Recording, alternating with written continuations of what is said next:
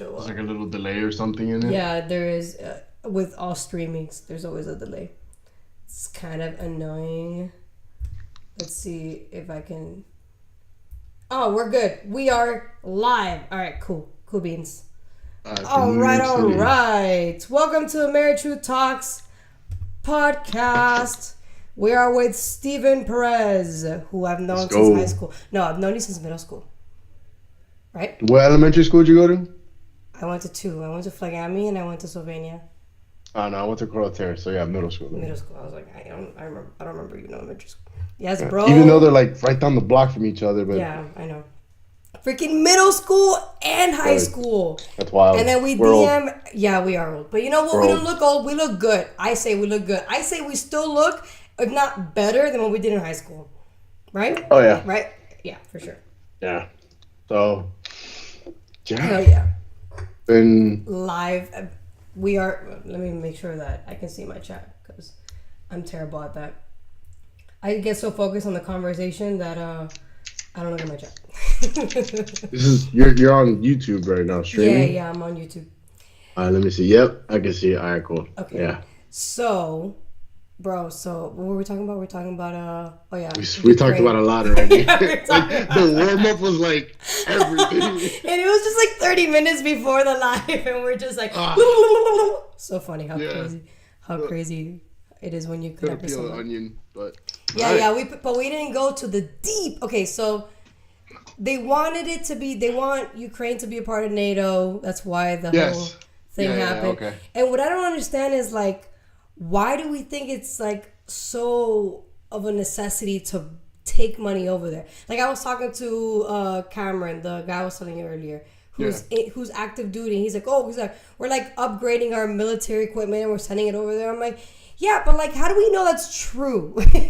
Like, where's the proof that we are just sending our military equipment and we're not just like sending in cash to a freaking ton of money laundering and then it's coming back to the politicians here? Like, we don't freaking know. We have no idea. Well, the fact that a state or a country that big is going toe to toe with a country that big, Exactly. Yeah. Exactly. they're getting something. Right. You know, whether it's the media telling us the truth, like, yeah, we're supplying them with food and, you know, aid. Because when people think of aid, they think of medical supplies. Aid is guns. Aid is ammo. Aid is explosives. Aid are planes. Like, it could be a whole wave of things, Exactly. right? And Obama said it best. Like, apparently America is the world police. And the But he fact wanted it that that way. no, we shouldn't. I mean, think about it. Even in the 50s, like for World War II or like before, we were already being the world police. Yeah. But like, I feel like now, in the rut that the world itself, not just America, not just Russia, because the world has put itself in a rut. Because now everyone takes sides. Yeah. So when you take sides, you either make yourself look good or you make yourself look bad. And I think it's safe to say no one's made themselves look good in the last 4 years. Not us, not them, not El Vecino, not the other guy. Everyone looks like crap. Did you see So- that? Wait, what were you gonna say? I was gonna talk to you about that. About the No, so since everyone is in that position of looking like shit pretty much, you know, I hate to say it, but you know, sometimes you gotta say, you gotta go against the grain. Now that Trump's in office and we got a Republican back, take a step back. Let's focus on ourselves.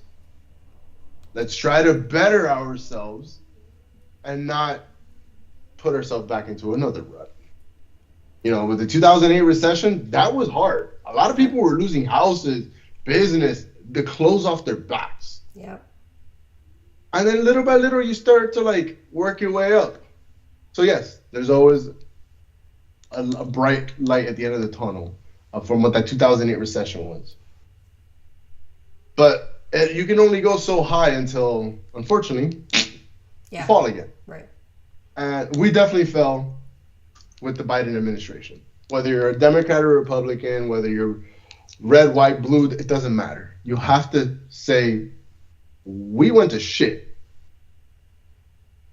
Yeah. It's time now to get back out of it. Dude, it's so bad that I saw a picture of APEC. I think it's called APEC or APAC. I don't even know what it stands for, but it's like a picture of Xi Jinping and like a bunch of Asian leaders, and then Biden's literally like in a corner. And bro, you know what it is for the United States of America, the number one currency in the world, for their leader to be in the back of a leadership picture instead of being in the front and center. Do you know how bad that looks? I was just so pissed. I was like, I can't believe this is happening. Like what the hell? I have my roommate, his son. His son was born in America, and then when he was like 2 years old, he went back to like his country. And I don't know why you would do that, but whatever. And now he's like 18, 19, and he came back. So like he's been here for about a year or two. And like the other day, he was asking me, he's like, yo, I don't understand anything about politics or, you know, the U.S. Explain it to me. And I was like, okay, what do you want to know? You know, I may not be the person to explain because I hate talking about politics because I'm not that good at it. You know, growing up, we were always told there's either one side or the other side. Choose. I don't like that. I like to learn about both sides. Mm-hmm. Okay, I like this. I like this. I don't like this. I don't like this. That's it. So, like, he would ask me, he's like, explain Donald Trump. And I'm like, bro, we're going to go down a rabbit hole here. But I would show him pictures of, like, you know, former presidents, right? Like, you can look at Bill Clinton, you can look at Ronald Reagan. When they would meet world leaders, a handshake was as far as it went, and that was it. They'd sit down, you say something, the translator translate, you give a little nod. That was it. That's as far as it went. And then it's hilarious because like Trump would come in and everyone would stand up. And everyone was like, I need to shake this man's hand. I got to do this. Look, when Biden became office, how many world leaders went on Twitter and thanked him? None. Yeah. Trump got inaugurated or got president-elect within 24 hours. Literally, almost every world leader was like, bro, welcome back. Que voila. What's going Boys, so, didn't the leaders of Hamas were like talking about like wanting to have peace now? I'm like, what? Like, dude, I wonder why. I was like, what? I wonder why. That's crazy, bro. That's crazy. And he's not even a politician. He's a business leader. He's a businessman. Like, since I've been working for like the billionaire that I was telling you about, yeah. I had asked him, I'm like, hey, you know, if Trump's, you know, a business guy and he does all his businesses with, you know, properties and casinos and all of this stuff, how did he get so high up? But the media always explains his losses. When you start understanding money, it makes a whole lot of sense. In the sense of the way my boss, the billionaire, explained it to me. He said, take $100 million, put it on the table. Take a piece of paper with Donald J. Trump's signature. Put it on another table. What has more value? Damn. The signature of Donald Trump. That's crazy. Okay. So if Donald Trump's signatures cost more than $100 million, you think he's going to use his own money? Because if you pull out $100,000 out of your bank and you go do something with it, you're going to have to pay taxes on it. Right. But you go and take a $100,000 loan, you're paying interest. You're not paying taxes. That's why freaking what's this guy's name who I love so much. I've read 2 of his books already, but I always forget his name. Kiyosaki, Robert Kiyosaki. He's always like, I don't know, people are so scared of debt. All rich people are in debt. That's good. We're all in debt. That's good. Like, absolutely. The way you said it. When I started working for him, I started making good money. And of course, you know, at this age, when you start making money, you want to go out, you want to spend it, right. You want to go on trips, you want to do this. So within like 6 months of working for him, I went on 2 different vacations. And he pulled me aside. He's like, yo, have you been saving any of that money? I'm like, a little bit. He's like, I know how much I paid you. How much have you put aside?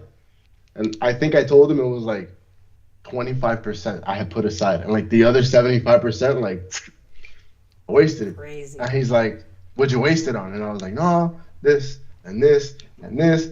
And he's like, if I can give you a piece of advice, don't do that. Because cash is king and you want to have more than what you spend. And I was like, all right. So then, like a few weeks down the line, I bought myself an Apple Watch. He grilled me when he saw me wearing that watch. He's like, Steven, why would you buy yourself that? And I was like, what do you mean? This is Modelo. This is what everyone's wearing. And he's like, how much did you spend on it? And I was like, $1,000, because it was one of those like top tier Apple Watches. And he's like, okay, put it aside for a whole year. Don't worry, put it aside. And when you hit 1 year, try to sell it. Can you get all your money back? And I was like, probably not. He says, can you get 75% of it? I'm like, maybe. He's like, all right, cool. So you lost 25% in 1 year for not doing anything. Damn. And I was like, what should I do? He's like, if you ever, there's a difference between wanting something and needing something. You're always going to want more than what you need.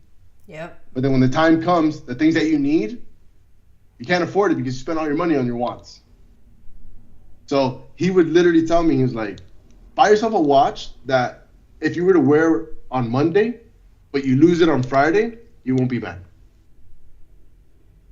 This is a billionaire telling me this shit. Yeah, Mind you, dude. this guy has hundreds of millions of dollars worth of watches and cars. Yeah, but you gotta start. You gotta start by literally like being wise with your money. You can't just be. So man. the reason he would explain all this to me is because now when, you know, I look at the way Trump runs his finances, he doesn't pay for shit. He doesn't. He's got his group of friends. You pay 100,000, you pay 100,000, you pay $1 million, you pay $1 million, you pay $3 million. That way, when it goes to bankruptcy, the bank's gonna come after me. Let him come after me, because it's not my money. But you all can write it off because, hey, you can write it off. That's how they make money. That's wild. But I guess it's the fact that because he knows how to use the system, and he knows how to use the system so well that it's a threat to those running the system right now. Hillary Clinton, perfect example. Oh, why don't you release your tax things? I will. You do it too. But you don't want it because you and I use the same loopholes. That's literally what Trump said in front of the GOP in 2015, 2016? 2015, yeah. And I remember sitting down in University of Miami in the dorm room, drunk, looking at that TV saying, there is no way that man just said that. But now we go 12, 13 years down the road and we're like, yeah, that makes sense. 100%. And he wasn't lying.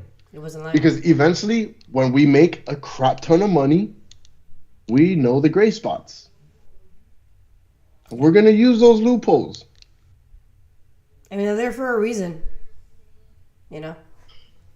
They're there for a reason. Everything is there. Like, whether it's the tax code book, whether it's, you know, medical, it doesn't matter. Finance in general, there's more gray loopholes than white. I mean, that's what they're supposed to be. That's what capitalism is. If there are no grays, loopholes, and like, are we really a capitalist country? What's up, George? Thank you for joining. I appreciate you. Say whatever you think. This George is, by the way, from New York. Anything that you know about this, feel free to put it on the comments. So, in other words, like, what was I going to say? When we started paying taxes as a country, right? We lost our shit for 1-2%.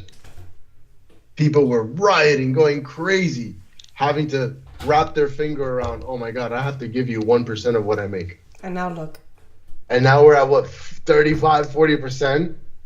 And we're like, okay. Okay, no. I want my money back. Exactly. But exactly. We're already in a loophole. I'm sorry, not a loophole. We're in a rut already that it's like, Yeah, because we've been complacent. That's literally what it is. We've been super complacent. It's not worth it, but it is worth it. Because we've already seen in these last 4 years how quick shit can hit the fan. Yeah.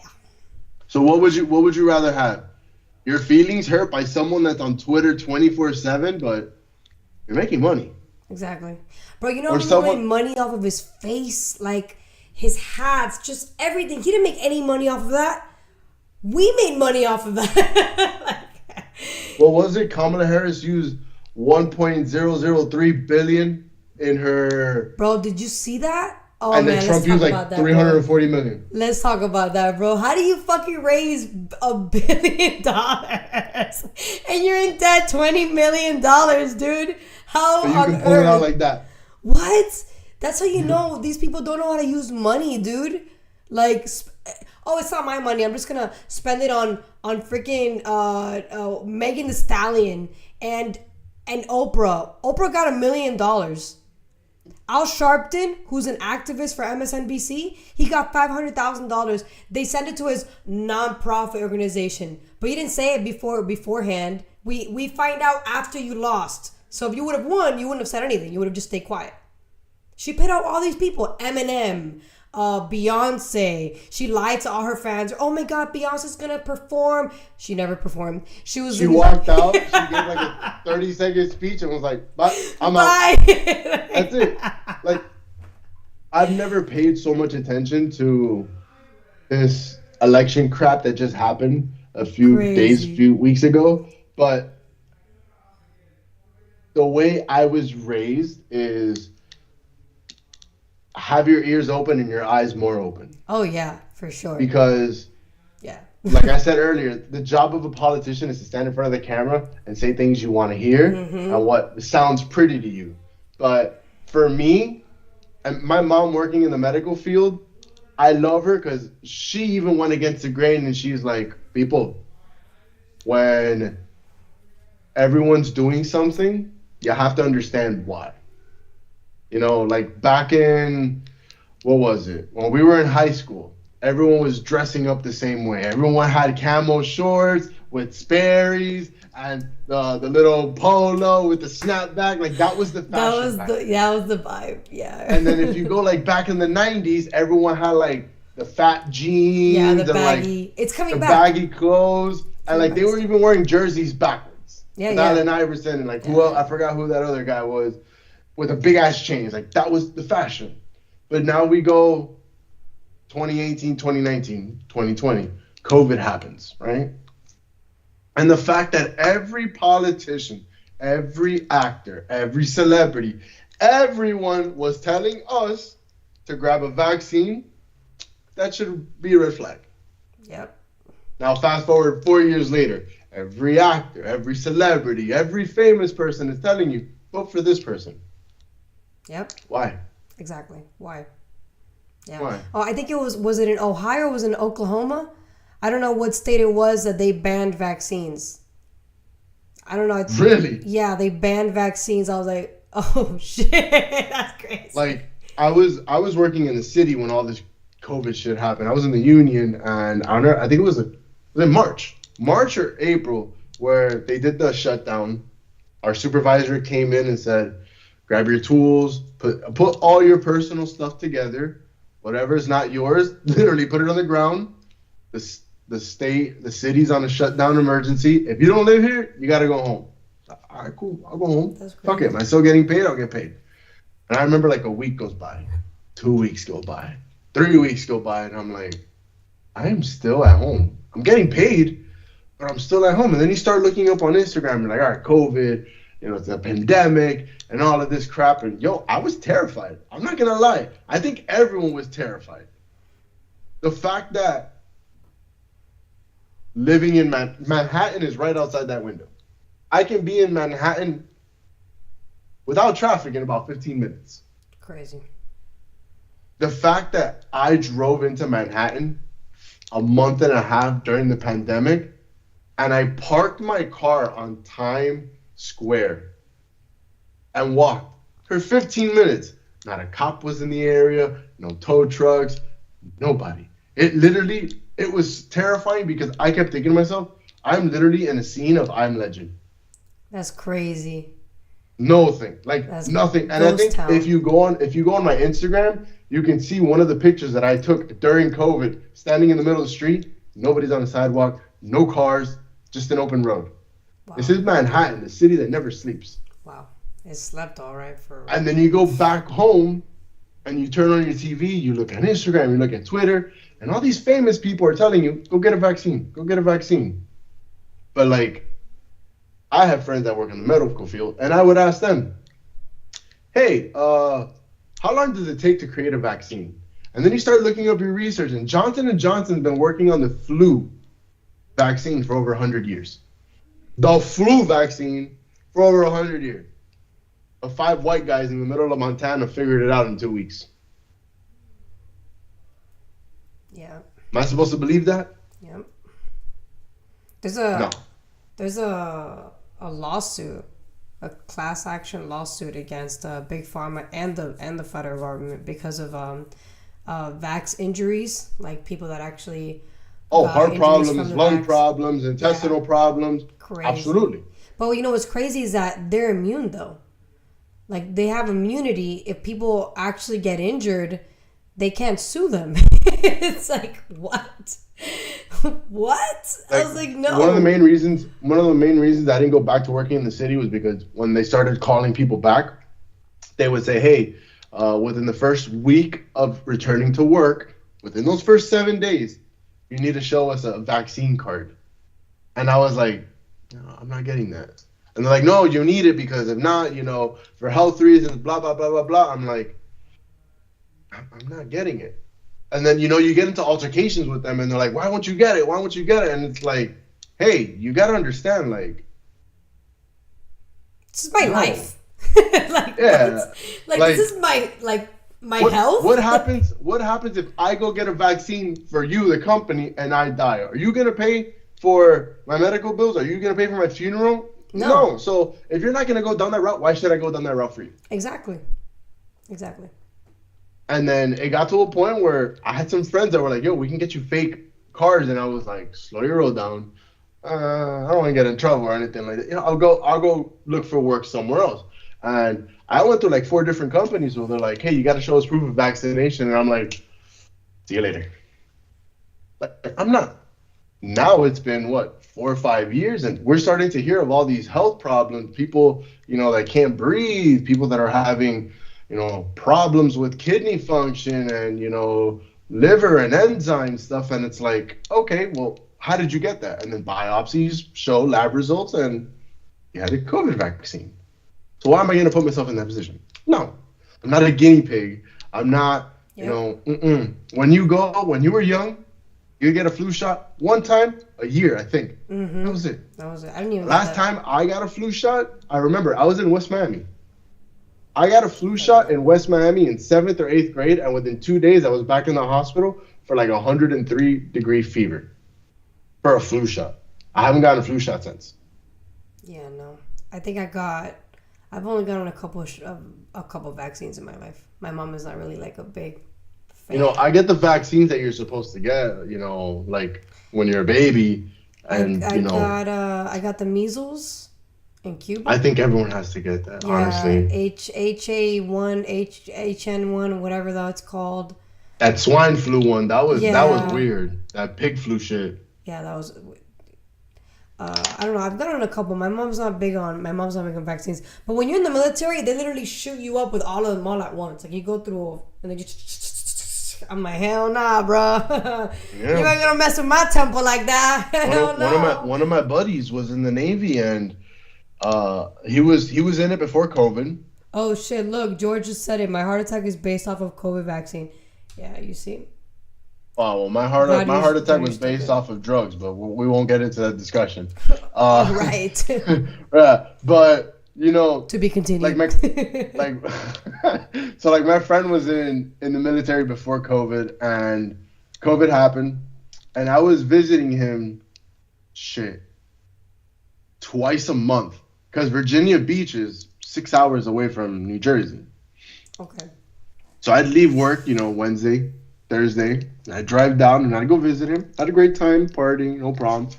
I did get COVID, but it wasn't as bad as all these other people had explained, and ventilators and going to the hospital and stuff like that. Yeah. I thought it was just cold. I thought it was just the flu, whatever. But then when the world started going back together, him being in the military, they were like, hey, you need to get a vaccine. And he was like, I already have everything I need to get into the military. Oh, well, no, now we're implementing this new rule. You have to get it. And he's like, where in my contract does it state that I need, the COVID vaccine? And their answer literally was, everyone is in uniform together.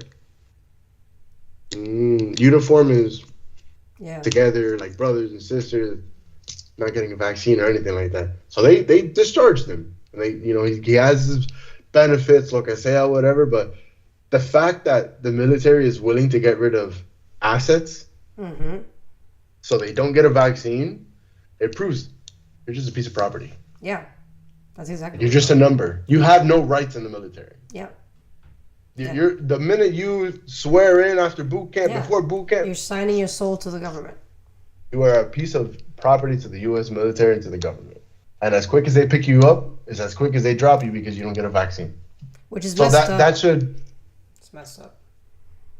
Because if it's not in the contract, then you shouldn't be forcing anybody to be taking anything like that. Especially if it's experimental. These are soldiers that you need to protect your constituents, hence the taxpayers.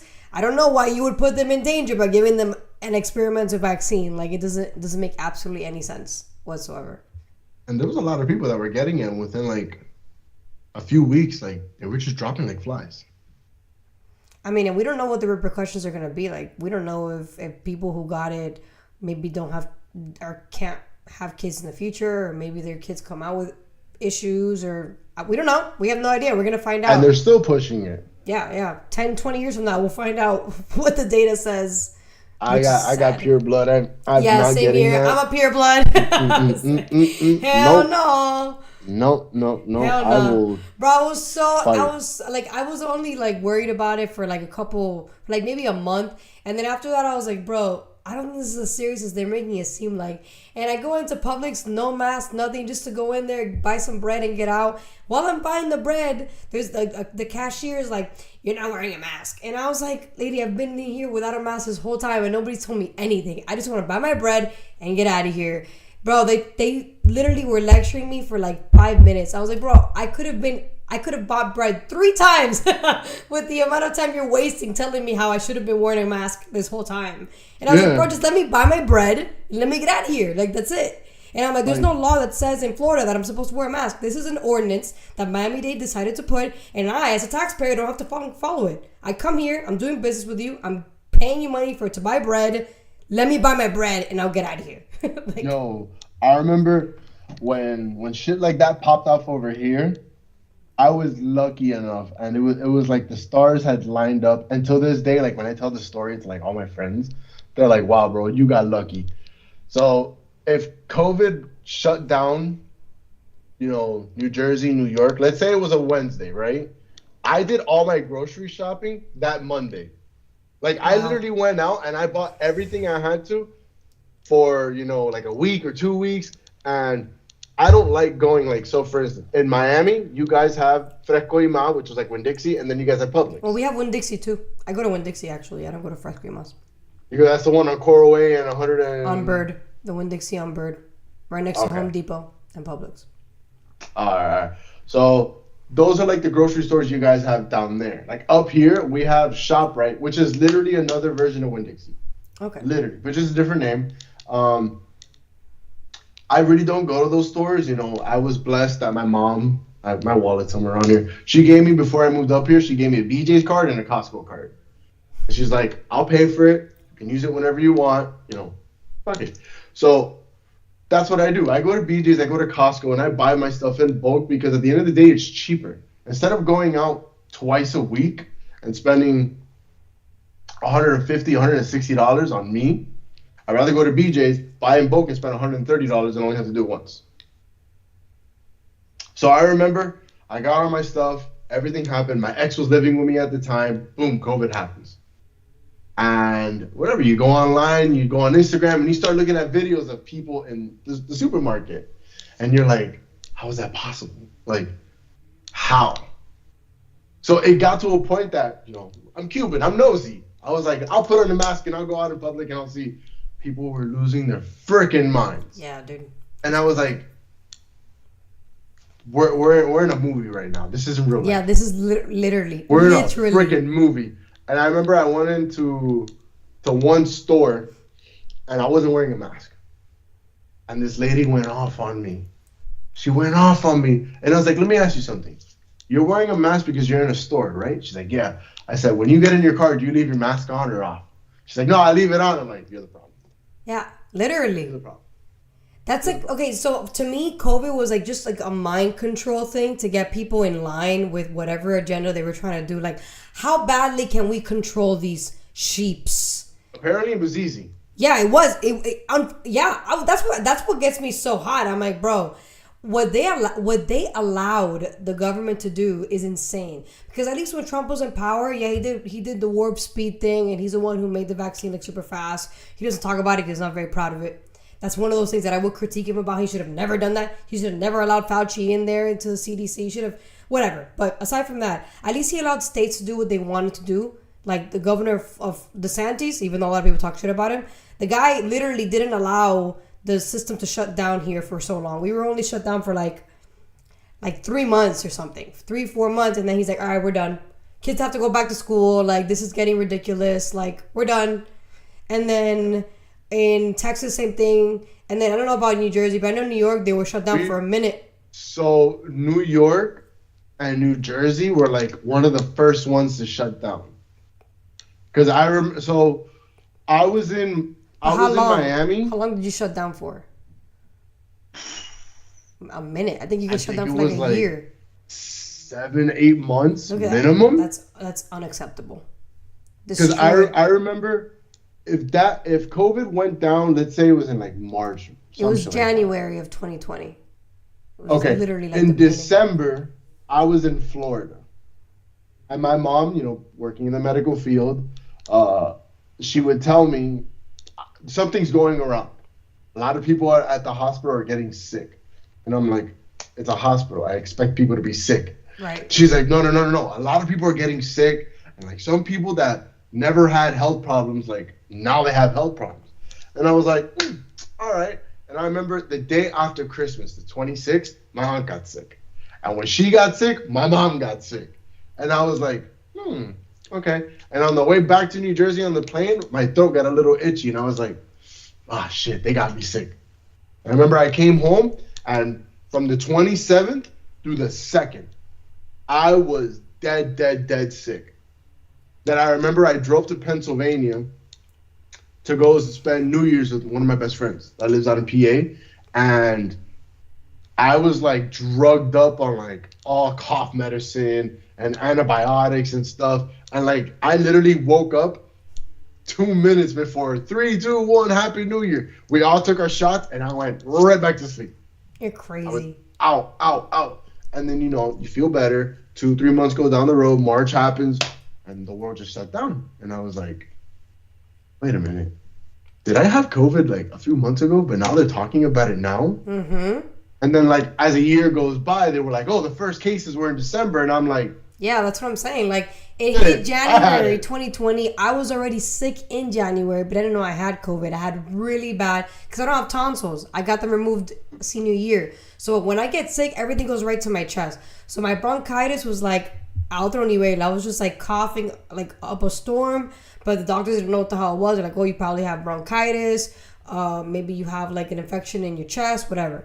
So I was just taking a lot of like pumpkin soup, and like I don't like taking any medicine, so like a lot of like organic shit. And then I felt better afterwards. And then March is when everybody else like started fucking getting sick, and I was like, oh man, I'm over it now. I already went through it. Whatever it was, I already got it. Yeah. Natural immunity, like that's what I don't understand about the whole like COVID thing. Like if you got COVID, why didn't you take a vaccine? Like you're already immune to it. You got it already. Your body fought it off. Like you got antibodies. Like what do you think immunity is, dude? Like it's just like I remember I got sick, in like December, early January. There was no test for it. No. So in my eyes, it was another flu. It was un catarro, lo que sea. Right. So when COVID happened, I went like about a month and a half, not working at all, because New Jersey and New York was shut down completely. Right. So I, get in contact with my friends and my cousin that, they were, in the Navy down the road in Virginia Beach. And I said, yo, how's life in Virginia? No, everything's awake. Everything's back to normal. Nothing shut down. Like, coño. Let me know. I'll go visit you. And I'd go down. They didn't wear masks.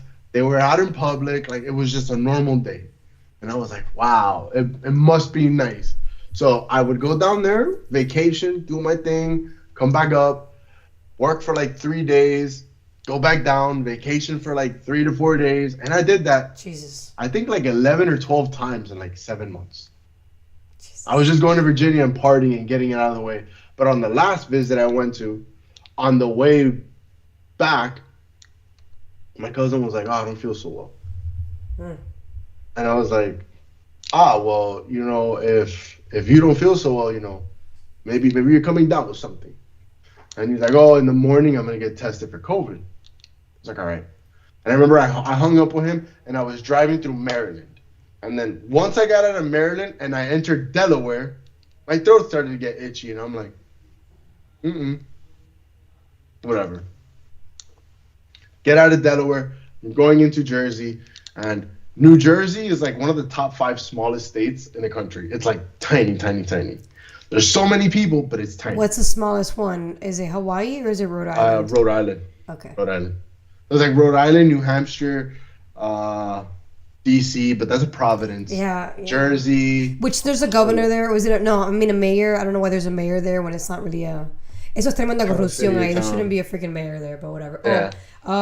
Really quick, I think George said something about... I had a friend who used to work for Jewish doctor in the community in Munster, New York, and he was preaching against the COVID vaccine, and he was treating the Jewish community with off-shelf meds. Look at that. Yeah, man. Jewish community. Well, didn't Trump say some shit like that? Like, oh no, I was taking the certain type of medicine. It was RFK, wasn't it? The one that said RFK was like, "Oh, the Jews can't get COVID." That's not what he said, but something like that. I was like, "Yeah, that's great. That's wild." I was like, "Yeah, bro, they know." But I remember like when Trump came out and said that he had COVID or something, like his medical staff had treated him with like certain medication or something. Yeah, probably ivermectin, the same shit that Joe Rogan took. Who knows? But all of these celebrities and famous people were getting treated off of something else. Mm-hmm. So yet they were promoting the vaccine. They were promoting, yeah, exactly. No, but they started promoting it hard during Biden's administration. They were talking about, we'll give you free burgers, free donuts. Like, what? Why are you trying to feed me for me to take this thing? That's when it was like, yo, like, there's something in this vaccine. Like, why do you want to take it so bad? Make more sheep sounds. As remember that guy who was arrested in California for paddleboarding under the law? Yeah, I remember that. Do you remember that? The guy that was paddleboarding and then he ended up getting arrested in California. That was crazy. I was like, yo, California is another level, dude. California is another level, dude. You know what? They're arresting people now, finally. If you actually, like, commit a crime over there, you actually go to jail again. Congratulations, California. Which is stupid because a lot of people don't want... It's not that they don't want to believe in it. It's that they don't want to understand the truth in the sense of those laws of people getting arrested, whether it's for theft, whether it's for fraud, for violent offenses. You know who's the one that wrote that tax law? Not the tax law. You know who's the one that wrote that law? Who? Kamala Harris. Oh, yeah, I knew you were going to say that. I was like, I feel like it's Kamala Harris. She's the one that was like, no, let's be more lenient. Yeah, it was on theft. Proposition 47 or something like that. She was the one that did all of that. And then now we're like, oh, well, we have a problem in California. It's like, I wonder who is the one that implemented that. Yeah, that's what I was telling. That's what I really don't understand about. That's what I was telling my girl, Jacksters. I don't know if she's on the live. I should tell her to come in. She voted for her, and it's like, I love you, but like, why would you vote for her? I don't understand. Like, she didn't explain anything. Like, I saw her campaign. It was like 9 pages long. Who the fuck is gonna read all that? That's one. 2, you didn't really explain anything. In the 9 pages, there was no depth into anything. It was just so generic. Like, generic statements. And then everything was always gonna go back to, but Trump did this, and Trump did this. It's easy to point fingers. I was like I remember in high school, like not even high school, middle school, they would always say when you point a finger, you have like 3 or 4 pointing back at you. Mm-hmm. Mm-hmm. Right? And I know it's corny to say that. No, but it's right. Yeah. It's true. And then now going back to like all this crap where she would say, "Oh, we're gonna unburden what can be unburdened," and I would just die of laughter. I'm like, What, I you don't want to be did you sexist, just but you're think just making came it off of very a coconut easy. tree? So she would say some shit Yeah, like that. I was just like, how? I don't understand, How? dude. I don't understand. That's why I did that. I reacted to the only interview that she did where she actually got pressed with Bill Bear, or what's his name Bill again? Burr, the Yeah. the comedian. The fuck, what was his name? Bill Maher. Oh, I forgot the Oh, guy's. the TV radio The guy, whatever. the Republican freaking guy from Fox News. Bro, I just did a reaction about it. I've already forgot the guy's name. Whatever. She did the only interview she did was with Fox News with that guy where he actually pressed her and she had nothing to say to explain her perspective aside from you gotta vote for me because Trump is bad. He's unhinged, unstable. I'm not, like even though I can't explain one thing that I want you guys to believe that I will do for you. I can't explain it, but Trump is bad and you gotta vote for me. Well, she had also done. It was a 60-minute interview. That was edited. Yeah, That was hardcore that's not edited. edited. That's fraud. That was That's crazy. fraud. That's fraud. Yeah, I know. It's And insane. no, don't let it slide.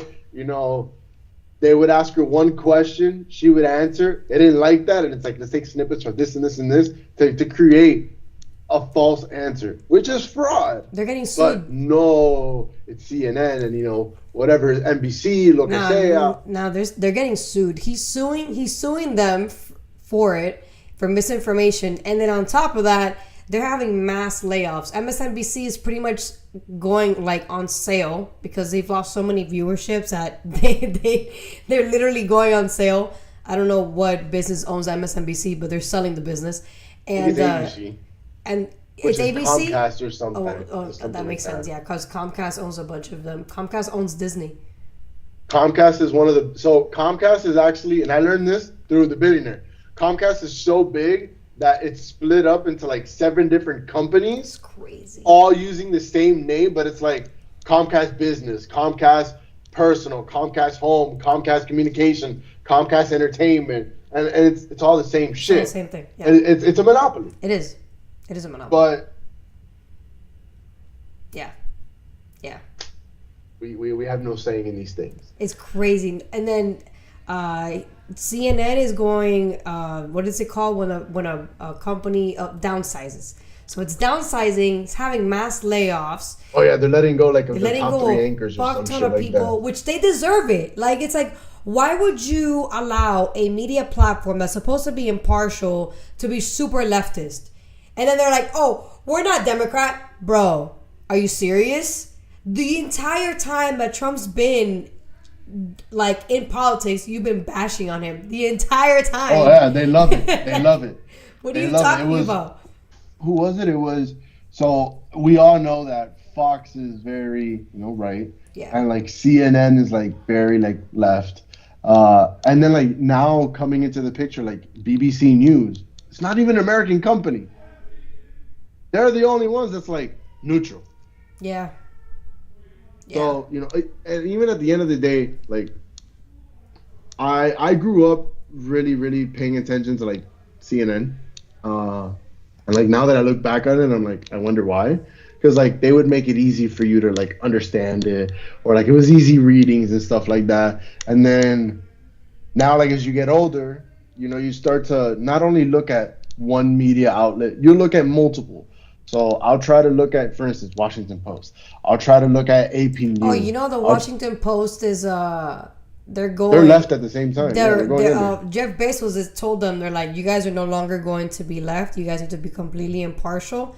A bunch of them like got mad at him for it because he didn't want to endorse Kamala Harris. Like, we're not endorsing Kamala Harris.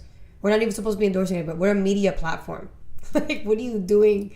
So, and then he's in kind of enforcing them to have conservatives doing opinion rights, like journalism or whatever, not just leftist, because that's all you have is leftist.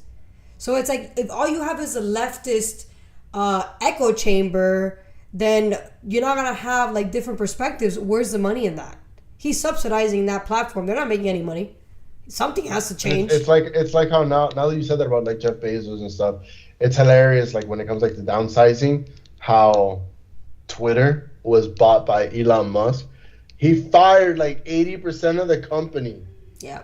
When us people that don't know really that much about business, when we go online and we hear, hey, he fired 80% of the company, we're like, oh, that's it. The company's gonna close. That's it. They're going to shit. The opposite. And now it's like the opposite. Yeah. You know, it's like the number one social media. Mm-hmm. It's like where everyone goes and gets their news from. And I was never really on Twitter. And now when I'm on it, I'm like, a lot of shit on here. Yeah, dude, everything is on there. So, and it's crazy because they were a Democratic, media outlet, and they were censoring a lot of what the Republican Party had to say. But what media isn't left, if you really think about it? What media isn't There's left? only one, that's Fox, and apparently everyone has shit to talk about. Exactly. That tells you everything. That tells you everything. And Elon Musk was left until, like, the other day that the left decided to go super, like, gone, and he was like, all right, I'm done with you guys. You guys have, like, you lost me. Like a bunch of people were left.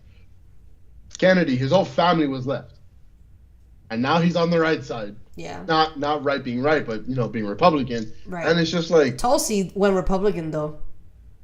So there you go. And she was a lifelong Democrat, and she's like, all right, I'm Republican now. Flip. So it's like you look at all of this and you're like, I wonder what had to happen for you to go from left to right. And then you start connecting the dots and you're like, that makes sense. But what's cool is that now it's not really like the cool thing about the right or the centered right is that we don't need to have like big media platforms like Fox. We can have podcasters, and that becomes the right media or the conservative media platform. Like a lot of people listen to Joe Rogan, that's centered right. Even though he was a lefty for a long time, he's considered now a centered right. Or people like PBD, Patrick Bet-David, you can tell he's right, even though he claims he's an independent. He's right. I love it when they say that. I'm an independent. Shut up.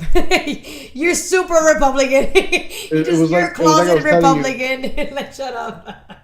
It's like I was telling you earlier. Like growing up, we were a Democratic house. Yeah, like, and they would tell us right off the rip, like, if you don't make more than $100,000-$200,000, you shouldn't be voting which is Republican so at all. Stupid. It has nothing to do with it. Who cares and how then, much like, money you're making?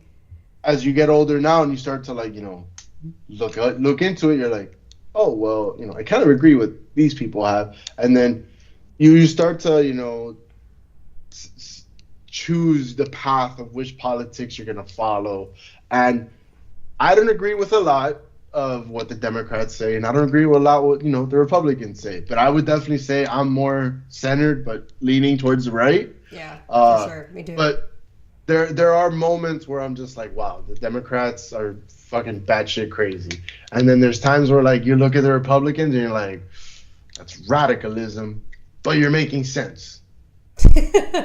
You're making sense, and that's what it is. And then it's up to us as the American people and our civic duty to not just take that information and say, oh, well, you said it, I'm going to believe it. No.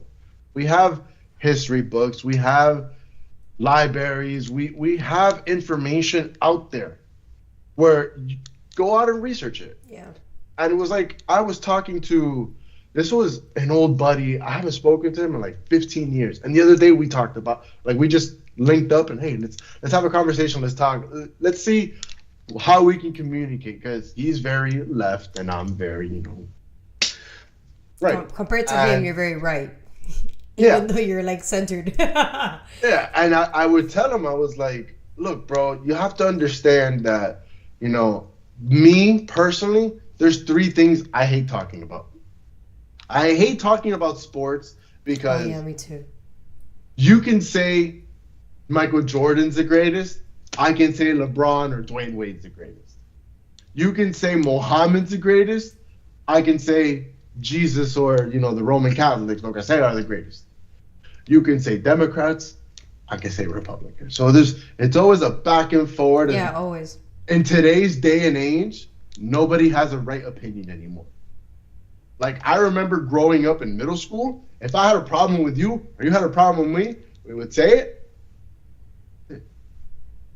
Now, oh my God, if I have an opinion that goes against you, you're going after my 401k, you're going after my job, you're going after everything. And it's like, we really have to go down that route?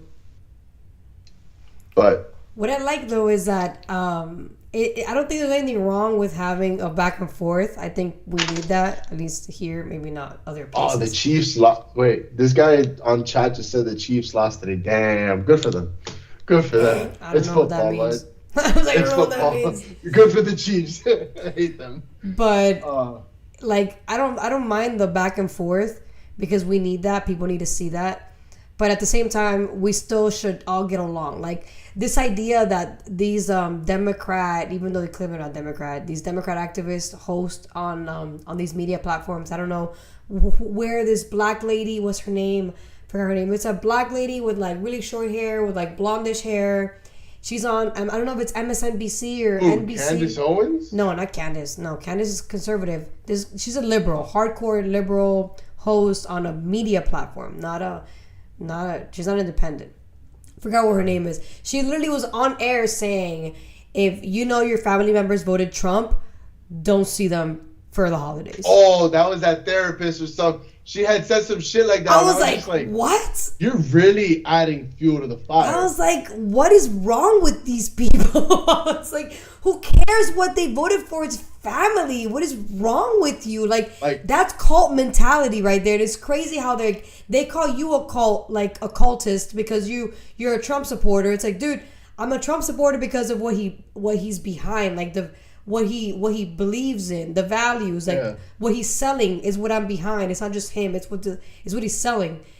But because he sells that and I'm okay with that, with the product, I'm in a cult. What? But if you're a Trump person and you're a Kamala person and the Kamala's like, no, if you're a Trump person, we can't sit together. Can't sit together. I'm sorry. You voted for Hitler and I'm sorry. We need to we can't be family members for like at least a year. You got to give me a year to like recover from a really bad decision. And that, honestly, that's, in my opinion, that's not healthy and the right thing to do. No, it's not. Because family, whether you argue or whether you're joyful together, family should always be able to communicate and talk. So, growing up as a single child, if I did something stupid, my mom let me know right off the rip. Hey, you did something stupid, don't do that again. But then as a mom's job, her responsibility is to guide me through life and say, hey, look, I can't tell you what to do, but I can tell you the mistakes I made and the repercussions I had to go through. Like I remember right out of high school, my mom said, look, you're going to go down a path in life that you're going to be hanging out with the right people. You're going to be hanging out with the wrong people. You might do this. You might do that. I can't tell you don't do that because I'd be a hypocrite. Why? Because when I was your age, I did that. But I can tell you when I did this, this is what happened. Exactly. Or when I did this, this is what happened.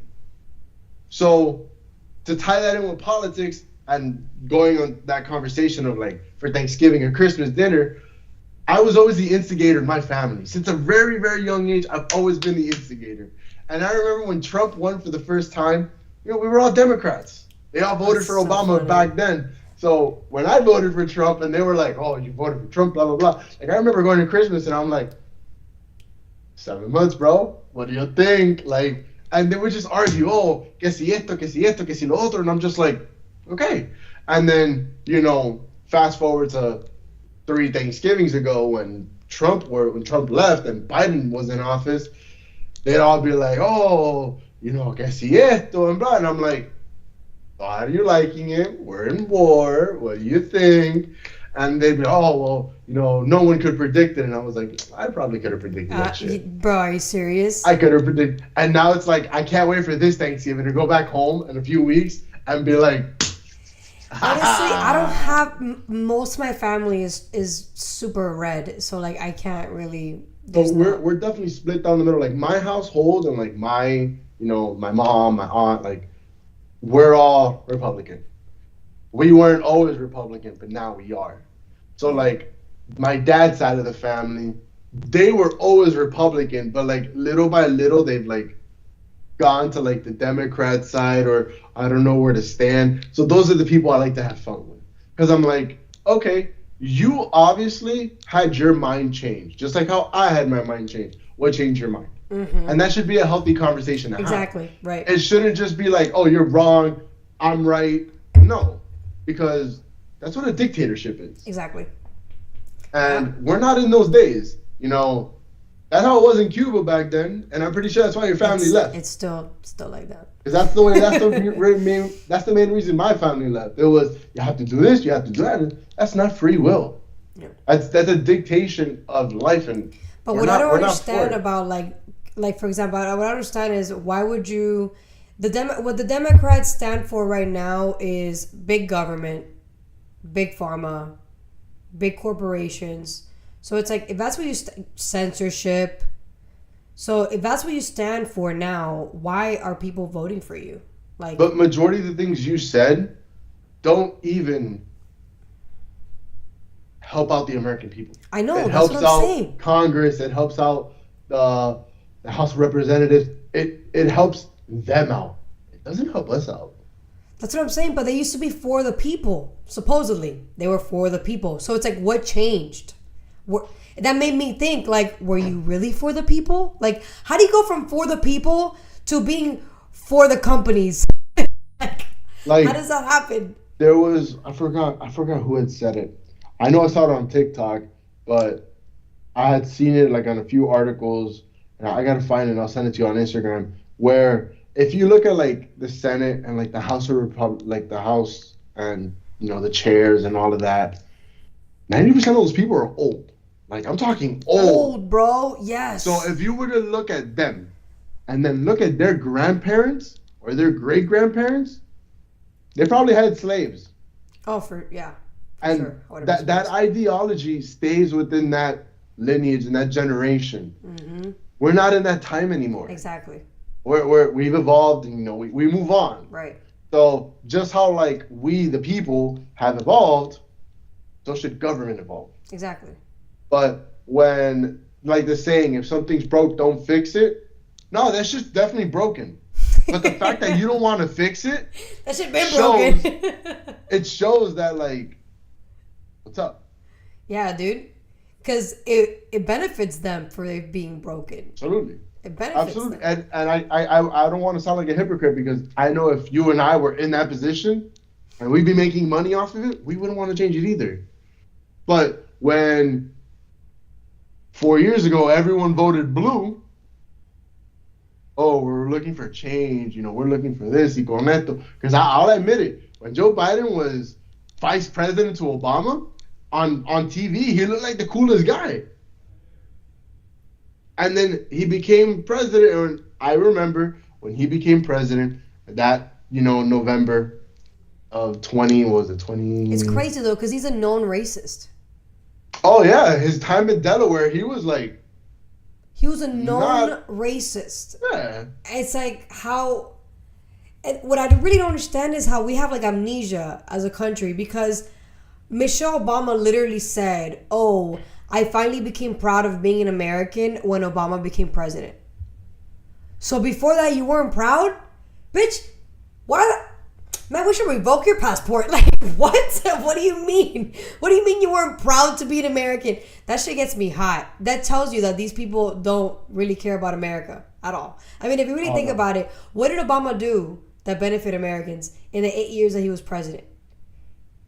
There's actual proof that he destroyed the country. For me, and a lot of people will say different. For me, the only good thing Obama did, and it was the ending of his 7th year, was when he took down Osama bin Laden.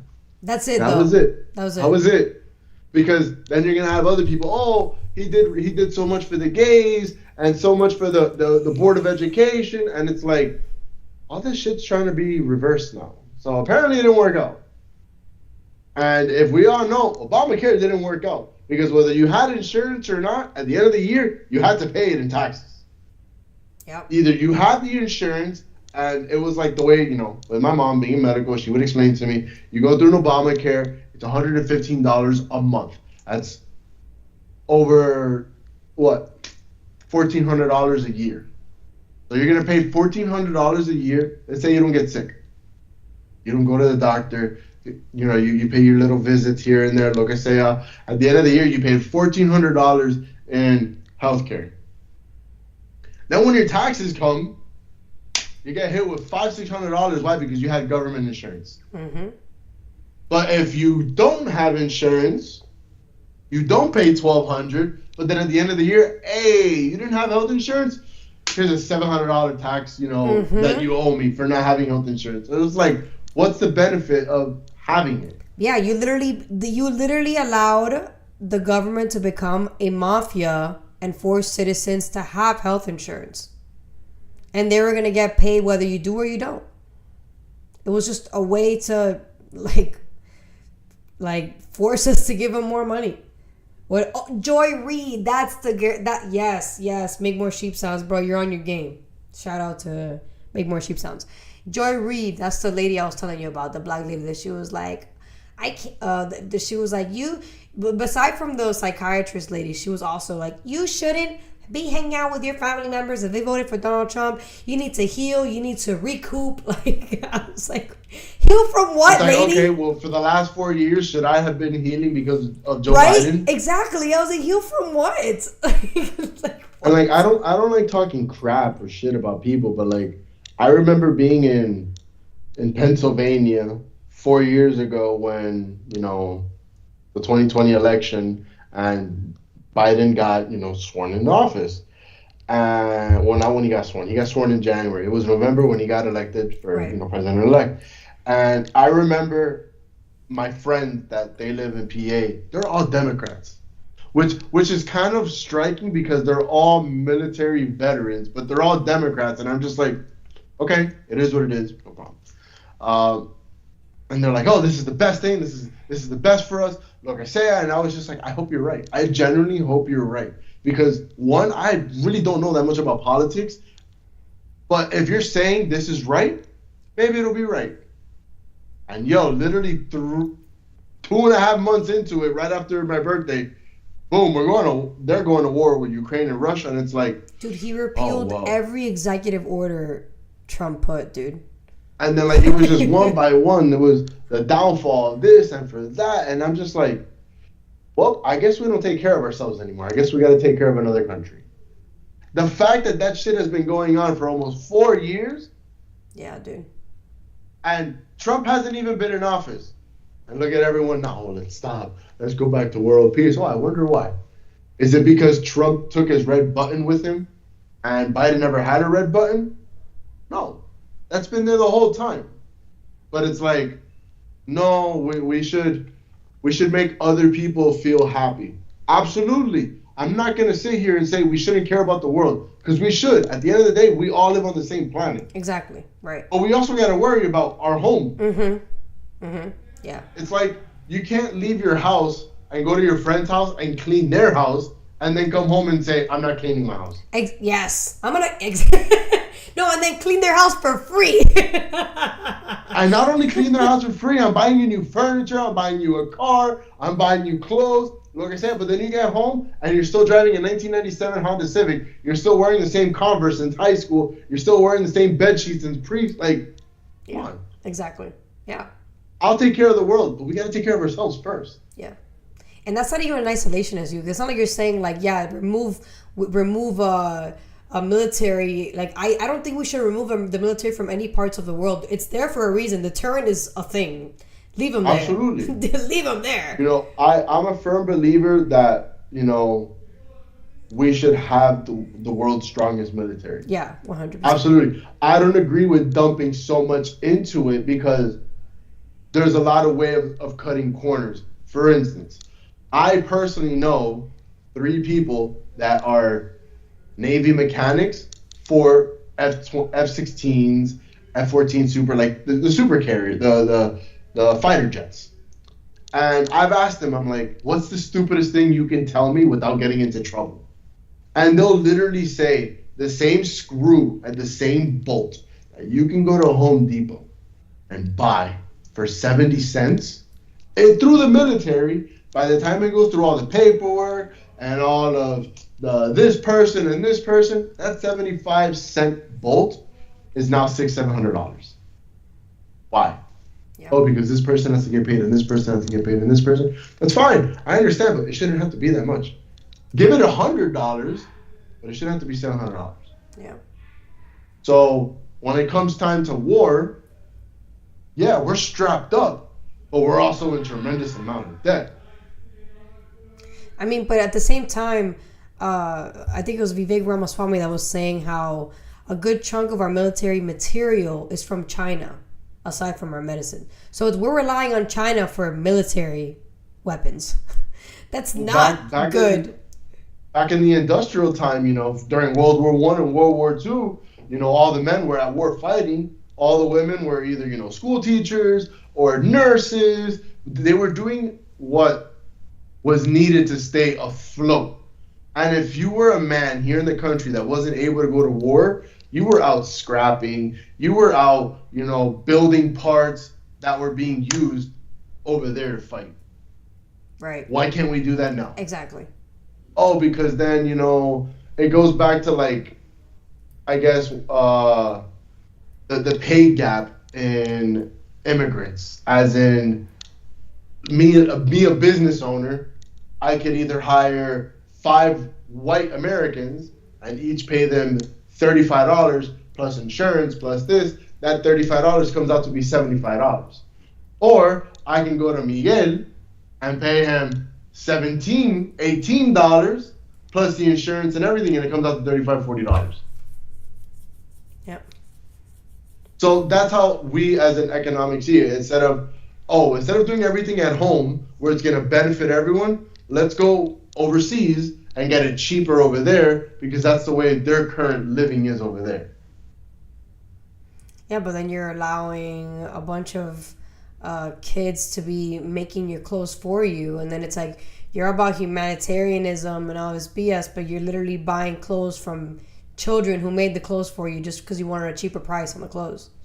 But then us being Americans, we're like, oh, well, it's not happening on our land, so we really don't have dictation. It's like you're paying for child slavery. We're paying for it. Like we're paying for it. We have every right to say we're part of it or we're not part of it or blah, blah, blah, blah, blah. But I feel like now with the way that Trump's building his cabinet, and bro, especially, let's talk about that, bro. These transitions are great, by the way. We're not even trying it. We're just smooth talking this. I'm a firm believer that, perfect example with Doge, the Department of what is it, with Trump and Vivek, how they're going to go into, the finances of this country. Absolutely. Go for it. Heck yeah. Go for it. The fact that Vivek is a businessman and, big pharma and, tech companies and all this stuff, the fact that guy is saying we need reform and we need to fix it out says something. And when you have the world's richest man, not America's richest, the world's richest man, saying, hey, we're going to do this, it makes sense.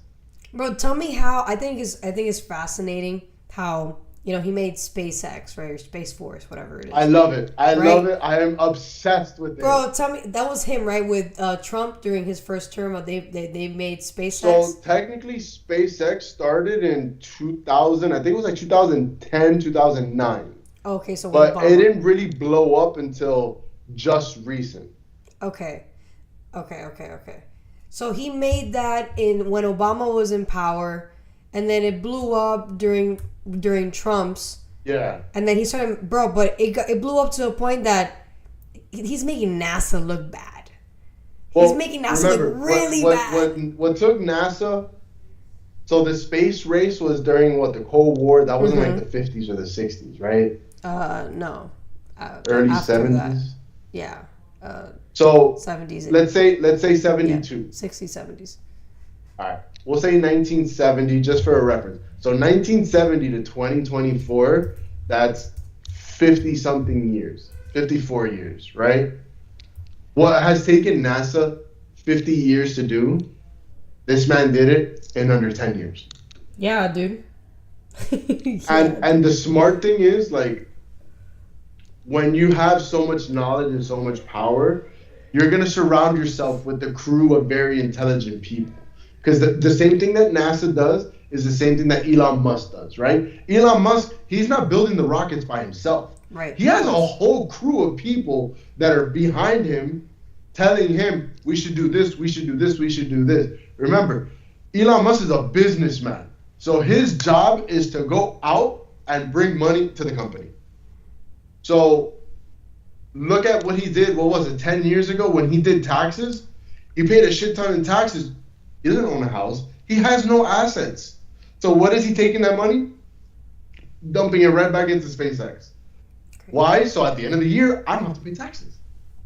And it's smart because if you're die hard with your brand, with your company, you're going to want to make it to where you want to. Of course. So if you got to dump $2, $3, $4, $5, $6 billion, you're going to do it. It took NASA, what was it? In 70, I think it was 74 to 76 during the Apollo missions. The quickest turnaround they had, I think, was a month and 27 days to set up a whole rocket. And now? This man did it in 3 weeks. So that's a new record. Mind you, when we were in school and Cape Canaveral was not that far, we would see like the space launches in school, in class, whatever. And you would see, the first booster would go up, it would separate, and then those two things would fall apart into the ocean. And then the next one would go up, and then and once it got to a certain height, it would either break apart and it would keep going. That was it. But everything that landed was destroyed, not reusable. And the little capsule at the very end, that spaceship, then it floated back into the ocean, or it looked like a plane and it landed. That was sort of reusable, but not really. And now look at Falcon 9. I think Falcon 9 did 32, 33 reusability missions. And going back to like surrounding himself around smart people, there's a YouTube channel that's called The Everyday Astronaut. And this guy's like, he's got to be in his 20s or 30s. And he's an aero fanatic, aerospace engineer. And he actually got to meet and have a conversation with Elon Musk. Mind you, this is the richest man on the face of the planet. And the fact that this guy was telling Elon, like, hey, what fuel are you using? No, liquid nitrogen with methanol and jet fuel, y lo que sea. Okay, how much does it cost to fill up the jet? No, it's about like $45-50 million. And he would say, well, if you use liquid oxygen, which is cheaper, it's cleaner for the environment, only going to be like 5 or 6 million.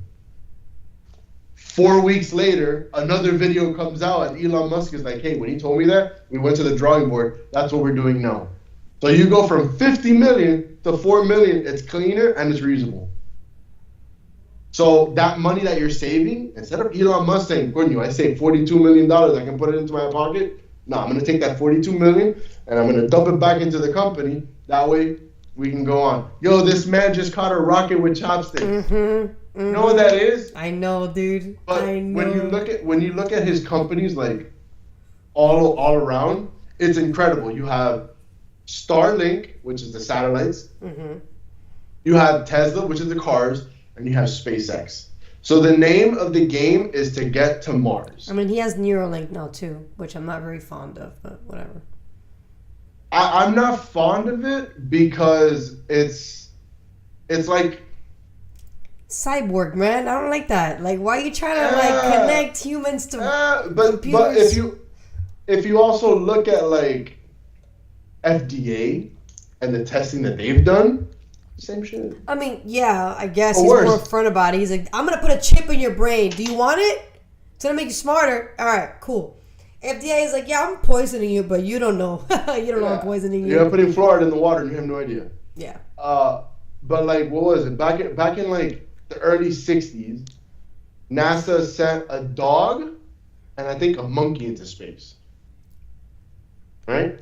So, and eventually it got to the point where we started sending humans and we lost a few humans. Isn't going to Russia who space. sent the dog first? I think Russia sent the dog first, and we like lost our shit because they sent the dog. Yeah, and then we like crammed like 4 people into it. We're like, let's pray to God it works. Like, you know what? We can't look bad. But it's the space race definitely, it showed the whole world that, you know, when people come together, they can achieve incredible things. Yeah. So now fast forward to like Elon Musk, right? This man has about 3-4 different companies, but at the end of the day, they're all working together. Why? Look at NASA. When they launch a rocket, there's people on it that are guiding that rocket, telling it what to do, having to control everything. Look, I say it, right? SpaceX is doing it without people. So they're using GPS, they're using AI. Damn. How did you perfect that AI and that GPS?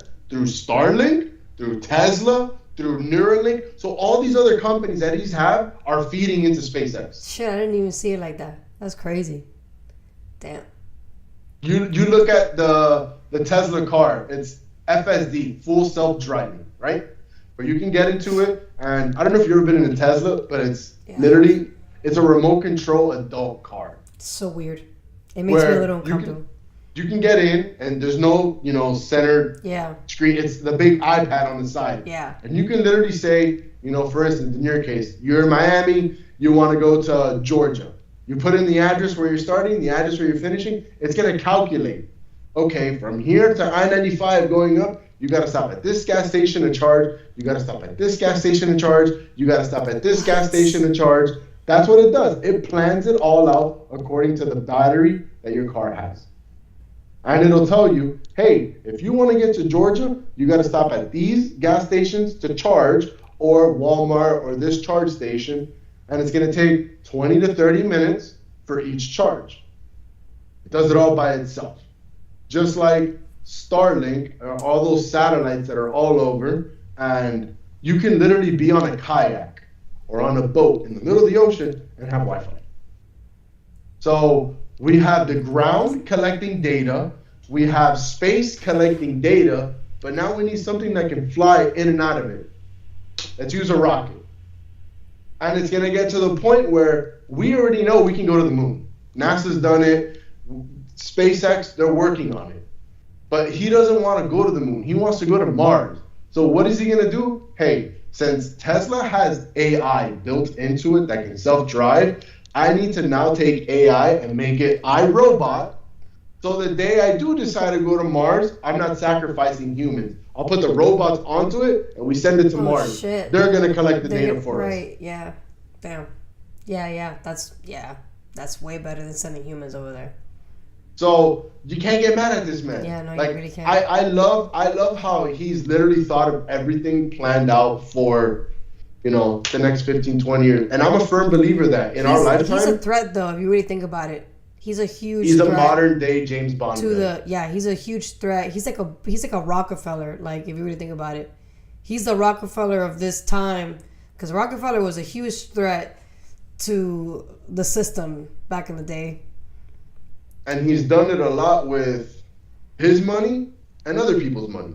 Because when he first started with Tesla, he used a crap ton. So, you know PayPal?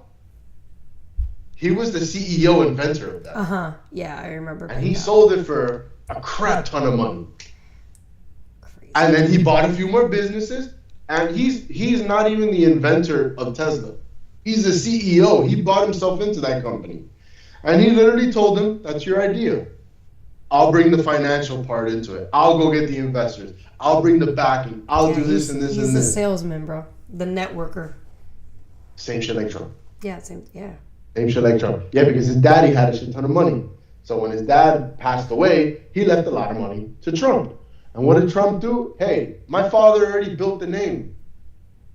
I got to continue it, but now I got to worry about the business. That's why he's a marketer, bro. The king of marketing is that man. Insane, his marketing. Absolutely. You know what made people vote for him, supposedly, according to the analytics, was this 30-second clip advertisement of Kamala Harris saying that she's for they, them, talking about how she wants, like, prisoners to have sex changes or whatever out of tax dollar expense. That's her literally saying this to another trans person. And he said he puts her clip saying that, and then he goes, Kamala is for they them. I am for you. And then he goes, I am Donald Trump and I approve this message. Bro, that shit went viral. So many people reacted to that. Even Charlemagne the God, who I can't stand. He's, to me, Charlemagne the devil, but whatever. I can't stand that guy. But he even was like, yo, this is very effective. Because they put that in football games. They're smart, dude. They put these advertisements in places where people don't really go and watch politics. They're gonna go and watch sports. I'm gonna put an advertisement in the middle of your game, and you're gonna be like, "Oh shit!" It's how to feed. It's how to feed the fish. You go to where they're swimming, and that's where you're gonna go for it. So smart. I was like, man, we're gonna do case studies of this man. Like after years afterwards, when he's passed away, we're gonna go back and look at all the tactics he made. And you're like, bro, this is, you can implement that in a business, and it'll probably flourish. He's a genius, but because it's unconventional and it goes against the grain and what we were taught, it's already embedded into our code of ethics, our DNA, to hate it, to not stand for it. But that's how, like, when Tesla first came out, I remember a lot of people were like, oh, I would never get into an electric car. It would never work. But the same conversation we had 5-10 years ago about electric cars is the same conversation we were having in 1890 when Ford came out with the Model T, the first combustion engine. Oh, I would never get into a car. My horse will never die. It'll take me, blah, blah, blah. Now we can't live without our car and, blah, blah, blah, blah, blah. Yeah. Well, and now fast forward to, the electric. It's the future, absolutely. But there's a lot of kinks that we have to iron out. And we got to figure it out. Give it another 10, 15 years, we'll get it. For sure. That's why I was like, Elon Musk right now is the number 2 threat, I think, is Elon Musk. The number 1 is JD Vance. He's really young. He's very young. He has a long time ahead of himself in politics. And people love that guy. So I predict he's going to be the ticket for the next 4 years. I always thought it was going to be DeSantis. Oh, I never believed it. He's so robotic. So the fact that he's like JD Vance and DeSantis both have, military. Yeah, but JD Vance actually had struggles. You know what I'm saying? Oh. You know what I'm saying? He went middle, real, not even middle class, poor. No, not DeSantis. Rubio. I thought Marco Rubio was because not only is he a South Miami alumni, he comes from poverty. Yeah. He was in the military. But I don't so like it was the Rubio, same shit like JD Vance. I don't like Rubio. Even though he's Cuban, I don't fuck with Rubio. He's so lazy.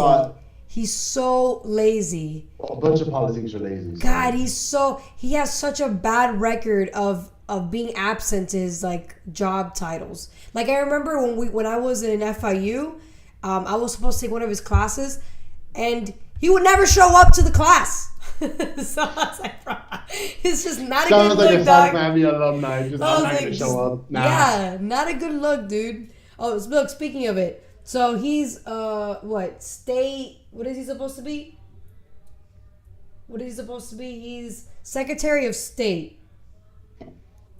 But people are not so I don't even know what a Secretary of State is. So I was like, what the hell is a Secretary of State?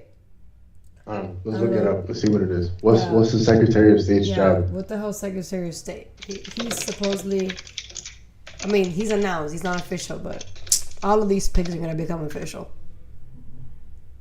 So far, what is it? I have all of the pics here. I just don't know what Secretary of State is. Appointed by the president is the secretary carries out the president's foreign policies. Oh, okay. So it's about foreign policy. Okay. Foreign policy. I hope they do something about Cuba. I think when Trump was president the first time, he took care of that himself. Yeah. He did some foreign policy deals. Matt Gaetz as an attorney general, people are flipping their minds about this guy. I actually like this guy. I really like this guy. This guy's hardcore based. So, there's some allegations that supposedly he did something that some pedophile thing, but there's no actual proof of anything. It's just straight up like allegations to ruin his name, the same thing they did to Donald Trump. So I'm actually excited about Matt Gaetz because this guy was one of the few congressmen that are like, so where's the Hunter Biden laptop? And they were like, I don't know. What do you mean you don't know? Where is it? You should know where it is. Like, he was the only one that was actually like on top of these people. Pete Hegseth, defense secretary. I like this guy. He straight up went to Fox News and ripped his Harvard diploma because he said that Harvard is not the school that, you know, he once graduated from.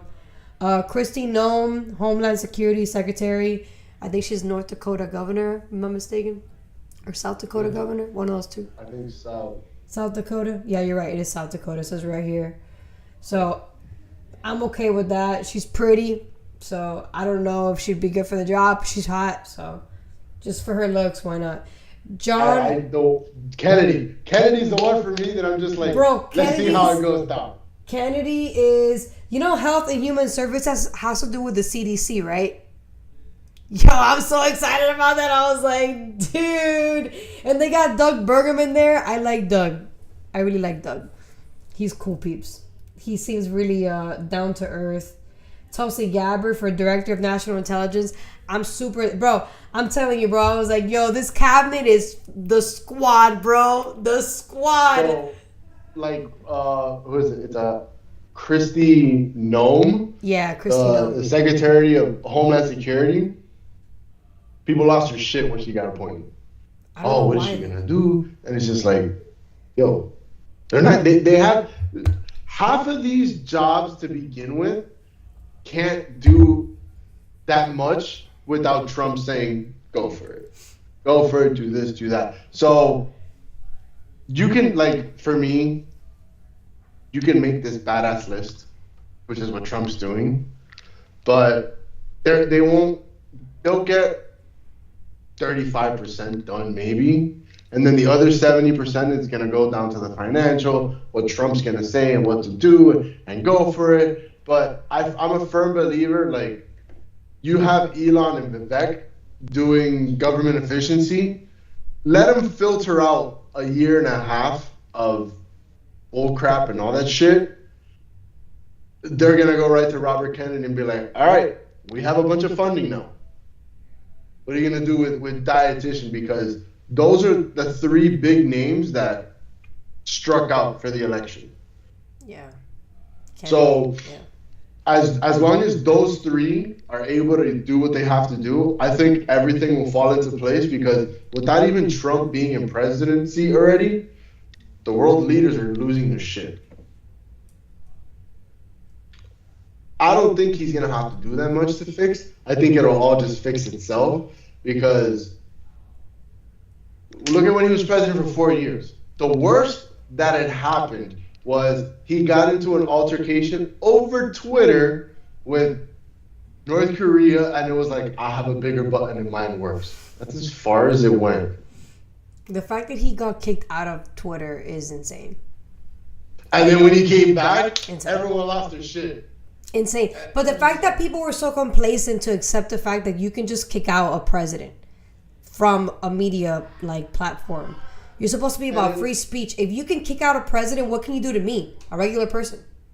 Not only kicking him out, once he was kicked out, they tried everything and anything they do to make sure he didn't come back in. Mm-hmm. And look at the timeline. What was it? 6-7 months before the elections happened, they were going to court. They were doing all the trials. They're still trying to get him out of nowhere, it just, no, we're going to put it on hold. Letitia James was like, "Oh, he's still a threat, and we're gonna make sure that he continues to fund New York. He's not gonna threaten us. We're gonna protect our New Yorkers." Lady, most of your constituents voted for him, bro. You're on the wrong side of history. Like, how do you not see that? There's never been a time in history where they've done lawfare on a president. Ever. And there's been presidents that have done things they shouldn't have done, like FDR. FDR put people in internment camps. People forget this. Like, this guy literally put citizens in internment camps because they were Japanese descent. But nothing happened to him. We don't have any lawfare against FDR. FDR was president for 4 terms. 4 terms. 12 fucking years. You can't even do that anymore. He's the reason why there's a law. There was never a law. There was a tradition that you would just be a 2-term president. They had to make a law because this guy was like, fuck tradition. Like, I can do whatever I want. I'm FDR. Like, that was a Democrat. Try that again in this time and generation. You're having another January fucking riot. Yes. But dude, I honestly, when January 6th happened, I was kind of impressed that we're still like open-minded and we're not super asleep. Absolutely. I was like, oh my God, I can't. This is awesome. I was like, fuck yeah. Aside from the private property damaging, I'm not okay with that. But the fact that people are protesting, I was like, yeah. This has never happened in history ever, where you go and you protest against the transition of power. That to me was striking because that tells you that the people didn't want Biden. That's obvious. They didn't want Biden. That's why there was a protest to begin with. So, but at the same time, the way they were so they didn't want to show you the videos. It took over a year to show you the videos of to get any information or anything like that. Everybody went to jail, even the people there were people that were not there who were indicted. You have older women. There was a lady that went to the to kill Tony, an older woman. She's in her 60s. You can tell she's a flower baby. You can tell she's like super like hippie vibes, very long hair, like gray hair. She does like a terrible comedy set and starts talking about how she was there on January 6th that day. And Tony was like super into it. He's like, oh my God, tell us more. What happened? And then she's like, I'm now on the watch list and I can't go on any airplane. Because she's considered now like pretty much a domestic terrorist. Just because she was there on Capitol Hill. Didn't do any actual like property damages, but she can't go on an airplane. So I was just like, yo, this is crazy. Like, instead of like, I understand the people that actually committed crimes, fine, arrest them. That makes perfect sense. But if you didn't actually commit a crime and plus they let you in, they let them in. Oh, they literally grab the doors, open up. They're like, there's too many of you, go right in. And it's like, they let you in. For me, I stand with a lot that happened. When it comes to like, you know, what was it? There was a group of guys that went in and were like, where the hell's Nancy Pelosi? Shit, like, you're targeting right there. Exactly. That's a little too much. Yeah, it's a little too much. But like, what was that guy? Fuck, the one that had the horns that like, yes, he was like yes. a meme. You know, he ran for Congress. He went to jail and then they let him out. Yeah, a year later. Yeah. That guy is connected, bro. I saw a whole clip of him talking to Benny Johnson, like fresh out of jail, and he literally was like, I literally was just walking the entire time. There was guardmen behind me as I'm walking. I was literally giving myself a tour of the place, and I went to jail. So. Like, ever since that happened with the what is it, the insurrection, the erection, whatever it's called, insurrection. Whenever that happened, Trump's like security detail beefed up. It beefed up, and just like anyone that works in the White House now is beefed up. So the way I know is because in the town that I work in New Jersey, that's where Donald Trump's golf course is, in Bedminster, New Jersey. And we work a lot in and out of that neighborhood, especially down the main road. And there's times where, you know, we're going to work, blocked off. Well, I wonder if he's here. And he is. And then, you know, there's clients that we work for that, you know, they have personal planes, and they fly out of Morristown Airport, which is a private airport, just how like Miami is, a small little private airport. And they're like, yeah, we can't fly out because the airspace is shut down because Trump's here for 3 weeks, so we can't fly out of here. And as you start talking and you meet people and stuff like that, they're like, oh yeah, that house over there, that big ass house, that's all CIA. That big ass house over there, that's all Secret Service. And it's just like, oh yeah, they're everywhere. And there's times like one of my coworkers, and he's told the story hundreds of times, and the first time he told me, I was like, you're lying. And then like when I brought it up with the billionaire that I work for, he's like, I'm gonna ask Trump the next time, see if I can find out. And like 3 years later, he came up to me and he's like, oh yeah, that's a joke that they keep talking about. The Secret Service has a joke about one of my friends. So where one of my coworkers lives is right around the block from Trump Golf Course. That's crazy. And since he lives there, his car's parked there. And apparently, like the day before, his friends went over, they slept the night at his house, whatever. During the night, Trump came, landed on the golf course, threw his helicopter, lo que sea. And the following morning, they were outside on their property in the car, hotboxing. They were smoking. And out of nowhere, this guy in a black suit, earpiece, comes out and he's like, yo, what the fuck you guys doing? Blah, blah, blah. And my friend's like, no, I live here. And he's like, are you sure? And as he's taking out his ID from his pocket, the cop's like, whoa, whoa, whoa, what are you doing? What are you doing? And he's like, no, I'm just going to grab my ID. He's like, look at your chest. And when you look down, you like 5 red dot lasers pointed. And they're like, oh, there's a sniper over here, there's a sniper over here. That's like, crazy. he's on his own property.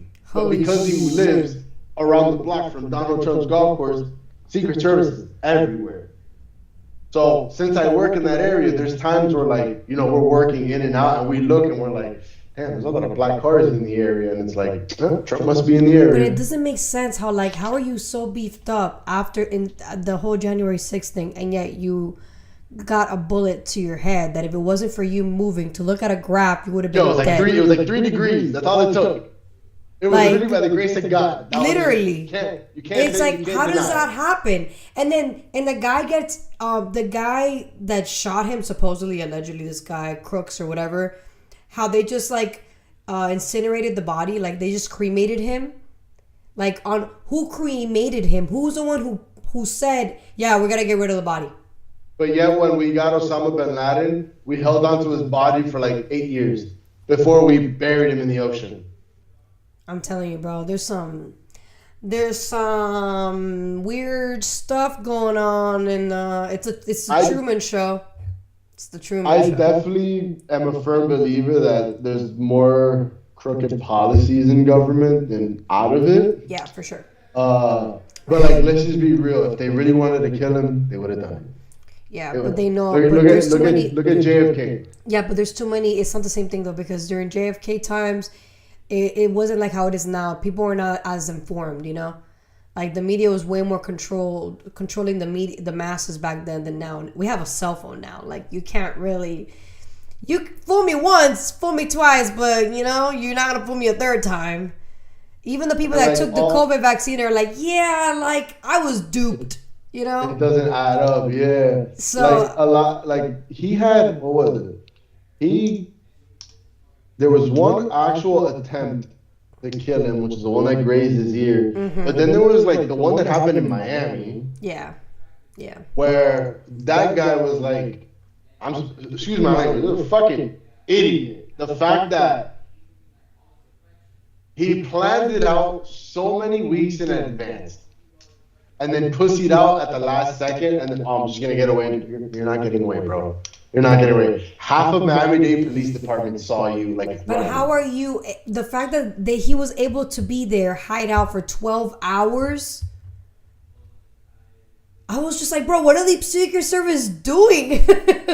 Which is also sketchy. It's so sketchy. Going back to the first attempt, there was a bunch of people that saw the shooter up on the roof. Yes, exactly. And were like, he's there, and they were just like, unless if a bullet goes flying, we can't do anything. This is Butler, PA, where the law is literally like Florida in the sense of guns. You can conceal carry. No, in Pennsylvania, you can't conceal carry. You can open carry. Oh, okay. Here in New Jersey, you can't open carry. You can conceal carry. So like I have, as an American citizen, I have my concealed carry permit. So I can go out, I have my gun in my bag, my sling, do whatever. But since my best friend that lives in PA, he has open carry, I've managed to get onto his home address so I can have dual citizen or dual addresses. So legally, if I'm in Jersey, concealed carry, no problem. But the minute I go to PA, that shit comes out, it goes on my hip, no problem. I know for a fact, there had to be someone in that area that had a gun that could have done something. Yeah, it was weird. Why did they do it? Oh no, he's probably bird watching or he's looking through. No, he's got a fucking rifle in his hand. Yeah, I don't know. Like, there's so many questions behind that. That's why I honestly, he's putting the right people in because we need to find out about that. Like, what happened there? What aren't you telling us?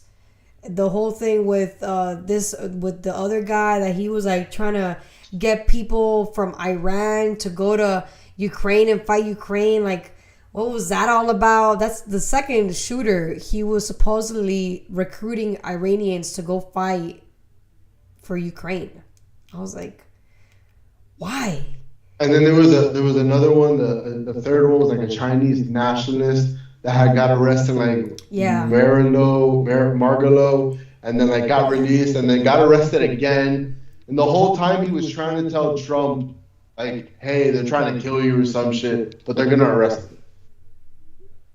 I don't know. It was weird.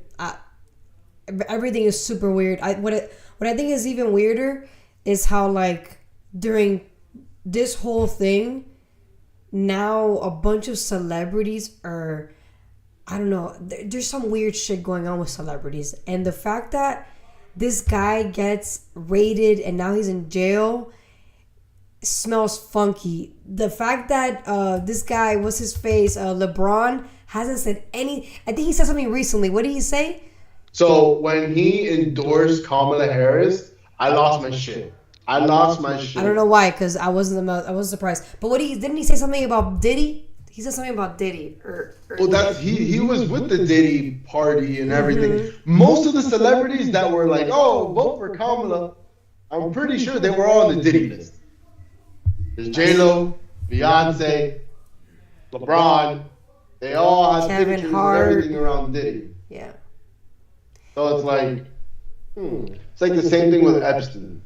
Every time they spoke about the Epstein list, there was always something on the news to cover that. It's like they try to hide it. Yes. I'm telling you, there's some weird stuff going on with, like, the Democrat Party and, like, Hollywood. But there's also some weird stuff going on with the Republican establishment party, because the Republican Party is, like, split. You have establishment people where, like, they're like pro-rhino, pro-war, like, we need to make more money off of killing people.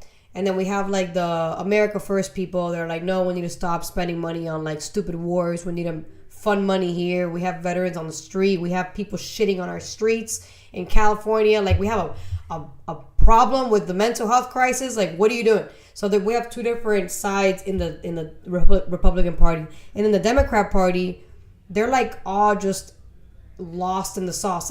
Like the Young Turks, I don't like them at all. But I don't understand how they can literally just sit there and be like, oh, the Democrats are not doing what they're supposed to be doing, but I'm going to vote for them anyway because Trump is a crook. That's what Cenk Turk, or whatever his name is, Uyghur Turk, says all the time. I'm like, bro, what are you talking about? What do you mean? The Democrats are ass crooks, if not more. First of all, why are you telling Taylor Swift and all these people to endorse you? Who cares what celebrities think? Like, who cares? The fact that you think that that's gonna make a difference in the voter base tells me how out of touch you are in reality right now. That you think Taylor Swift. The whole Taylor Swift. It's funny how 90% of her music is about picking the wrong person to be with. Yeah. And how she regrets. And then, like, she had endorsed Kamala, Eminem endorses Kamala. Bad Bunny endorses Kamala. LeBron endorses Kamala. Like all these celebrities and famous people, like the people that the American people look up to Right. are for like role models and stuff are the ones that are like going for Kamala. But then like the self-made billionaires and like the very, very rich people are going for Trump, and they're like, no, those And are not bad even people. because I actually looked it up. Last live that I did, I looked up. I asked ChatGPT how many billionaires voted for Kamala versus Trump. 52 billionaires voted for Trump. 83 billionaires voted for Kamala Harris. 83 billionaires. So, yeah, she's not from the middle class. She's not from the middle class. She's very elitist. Yeah. The more money, the better. How much you can give me as much money as possible. I will say and do whatever you want me to do. Just give me money. Literally. Absolutely. Literally. That's where she's at, bro. We got like 10 more minutes left. Shit, how long has it been? Damn. I know, bro. I know. Yo, I got lost in the sauce for a second. I mean, that's politics for you, bro. But aside from the cabinet picks, I'm excited for these 4 years. I really am. I'm more skeptical than ever because the fact that shit hit the ceiling in 3.5 years with Biden, more so in the first year. Yeah. And then it was like a year of lingo and like, oh, what are we gonna do? And then no, maybe we should do this. And then we were in denial for like the third year. And then like the fourth year was like, oh, he really fucked up. Well, we gotta fix this. And then just look at Trump. Gets president-elect 72 hours in, the stock market's flourishing. Mm-hmm. All these world leaders are like, it's good, bro, welcome back. He starts picking out his cabinet picks, and it's just like one thing after another. It's like, it feels like we're in a movie. Yeah, it's been. But I'm a firm believer that it's the same shit that happened, 8 years ago is going to happen again, but times 10. In the fact of, I believe he learned from the first 4 years. He said, you know what? If I do make president again, those first 4 years were a lesson. Mm-hmm. I'm not going to go down that route again. I'm going to surround myself with better, more intelligent people. I'm not going to be influenced off of, what they want. I'm going to base it off of what the people want. Mm-hmm. Because when he was in office, everyone was, oh, this and this, he did that in his past. Okay, we got it out of our system. That's it. We don't have to talk about his past anymore. We know the shithole we've been in the last 4 years. Now we're going to look at Trump and say, wait, all this talk, let's see you get to work. Yeah, and I'm a firm believer he's going to do it. And he only has 4 years, so it's not like he has any reason to, not go full throttle. He only has 4 years, so he can't go for re-election. He's on FDR. So, he's going to go as hard as he can. And then after that, he's going to give a ticket to J.D. Vance and whoever else wants to go against J.D. Vance. And then we're just going to keep going after that. It's like how you said earlier. If Trump steps up to the plate, puts his, his chips on the table, puts all the cards, lays them all out, and literally starts going one by one with what he said he is going to do, I'm a firm believer that once his term's done and he gives his ticket to J.D. Vance, us the people are going to say, I guess red's the way to go. Yep. Because it's very hard to shoot down, a president very quick. It's very hard. But it's also very easy to do it because we've done it with Trump, we did it with Obama, we did it with Biden, and now we're back in round 2 with Trump. But the fact that us Americans woke, figured out, shit, Biden's fucking up, anything's better now. Yep. Anything's better. And if shit hits the ceiling and Trump messes it up, then I guess we're going to go back to a blue wave. I doubt but it. I really believe that for now, red is the way to go. Yeah, I really doubt it because we already know what a blue wave looks like. We had it. We know what it looks It like. sucked. It was terrible. Even with Obama, it was absolutely terrible. So, I mean, California is a perfect example of what we don't want. We don't want a bunch of taxes going up. We don't want a bunch of homeless people in the street, even though they're not called homeless people now. They're called like unsheltered people or whatever they want to call them. All these terms to It's force, a fancy name. yeah, just to force people to not say what they are: homeless and drug addicts. That's what they are, and they need help. They genuinely need help. And if you either fix your life, which you're not gonna do, or we put you in an insane asylum, which obviously is really controversial, but we used to have those, you know. And two-thirds of our homeless population are military vets. That's bad. The people that fought for this country, so we could be where we are today, we turn our back on them. Yeah, exactly. That's so bad. Yeah, those are the people that you need to focus on first, and then everybody else. If you don't want to get your life together, you need to go to rehab. You need to go and seek help, like for real, because I don't understand how, like, California thinks it's okay to just increase the taxes. That way, the people that are working and trying to live a normal life have to pay for people that don't want to live a normal life. It's like, why should I have to pay for this person? It's the same concept with like education being free or school being free. I mean, medical being free. It's like, why should I have to pay for somebody else? That's their business. If they want to go to school, they should pay for it. If they want to have good medicine, they should pay for it.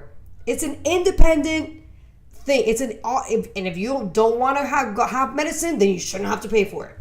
But I don't see why this idea of like, oh, everybody should have a right to medicine, everybody should have a right to housing. No, I don't. I don't believe everybody should have a right to any of those things. Those are all independent things that you need to work your ass to achieve them. It's not a right. It's a privilege. It's like how Rubio and DeSantis have said not that long ago, first, like, perfect example I could say because my family is part of it. When my grandparents and my aunt left Cuba and they came to, America, the government was going to help out illegal immigrants and, hey, here's $400, $500, $600, a month to help you.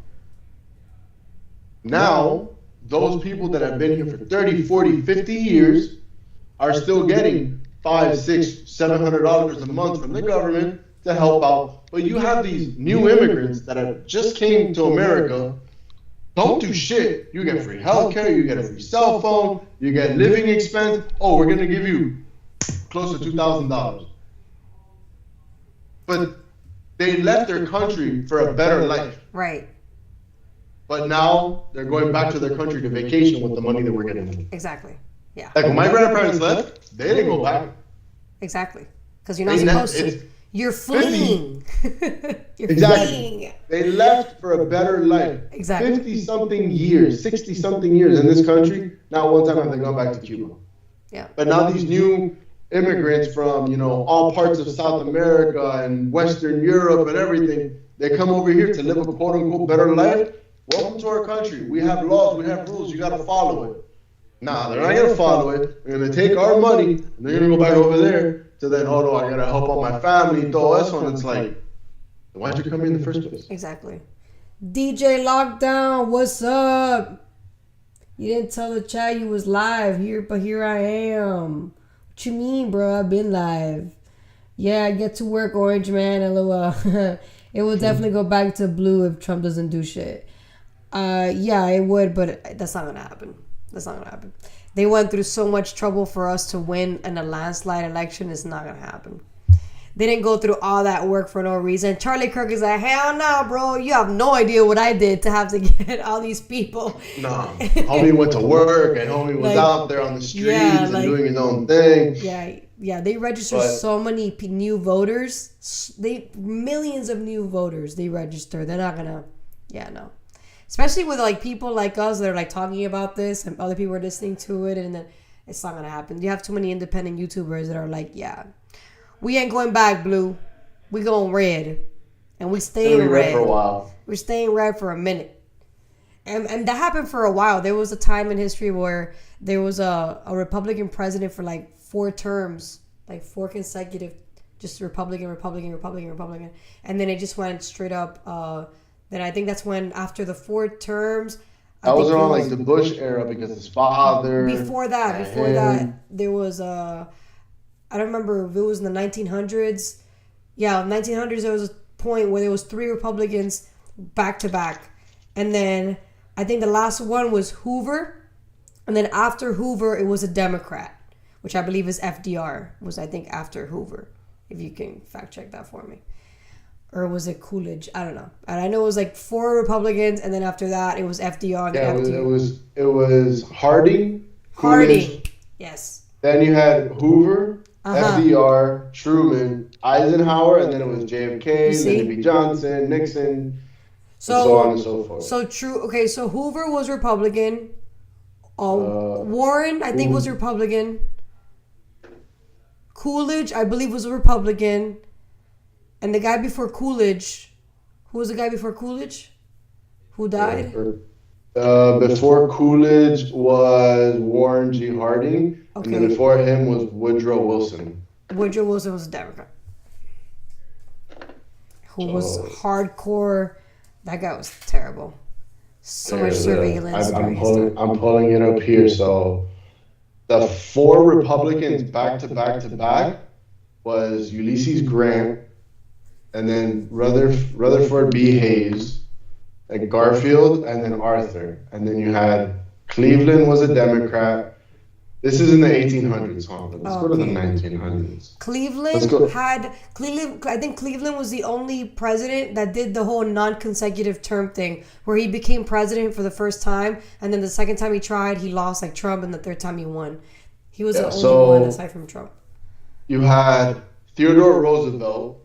Was a Republican, and then William H. Taft was a Republican. Woodrow Wilson was a Democrat. Harding, Coolidge, and Hoover. That was a back-to-back-to-back Republican. Yes, that's what I was telling you about. And then you had Roosevelt and Harriet Truman were both Democrats. Eisenhower was a Republican. And then you had JFK and Lyndon B. Johnson that were both Democrats. After that, you had Nixon and Ford that were both Republicans. Jimmy Carter was a Democrat, and then Reagan and George Bush, the father, Republicans. Bill Clinton was a Democrat. Bush, the son, was a Republican. Obama was a Democrat. Trump was Republican. Joe Biden, Democrat. Now you got Trump back in office as a Republican. Yeah. So for the last 30 years, it's been 1, 1, 1, 1, 1, 1. But then before that, it would be like 2 here, 2 here, 2 here, 2 here, 1, 2, 2, 2. Yeah, bro, we're playing tug of war here. We're trying to see who wins long haul. We're trying to get long haul here. We ain't trying to go no 1, 1 no more. We need to get 5. And it was always like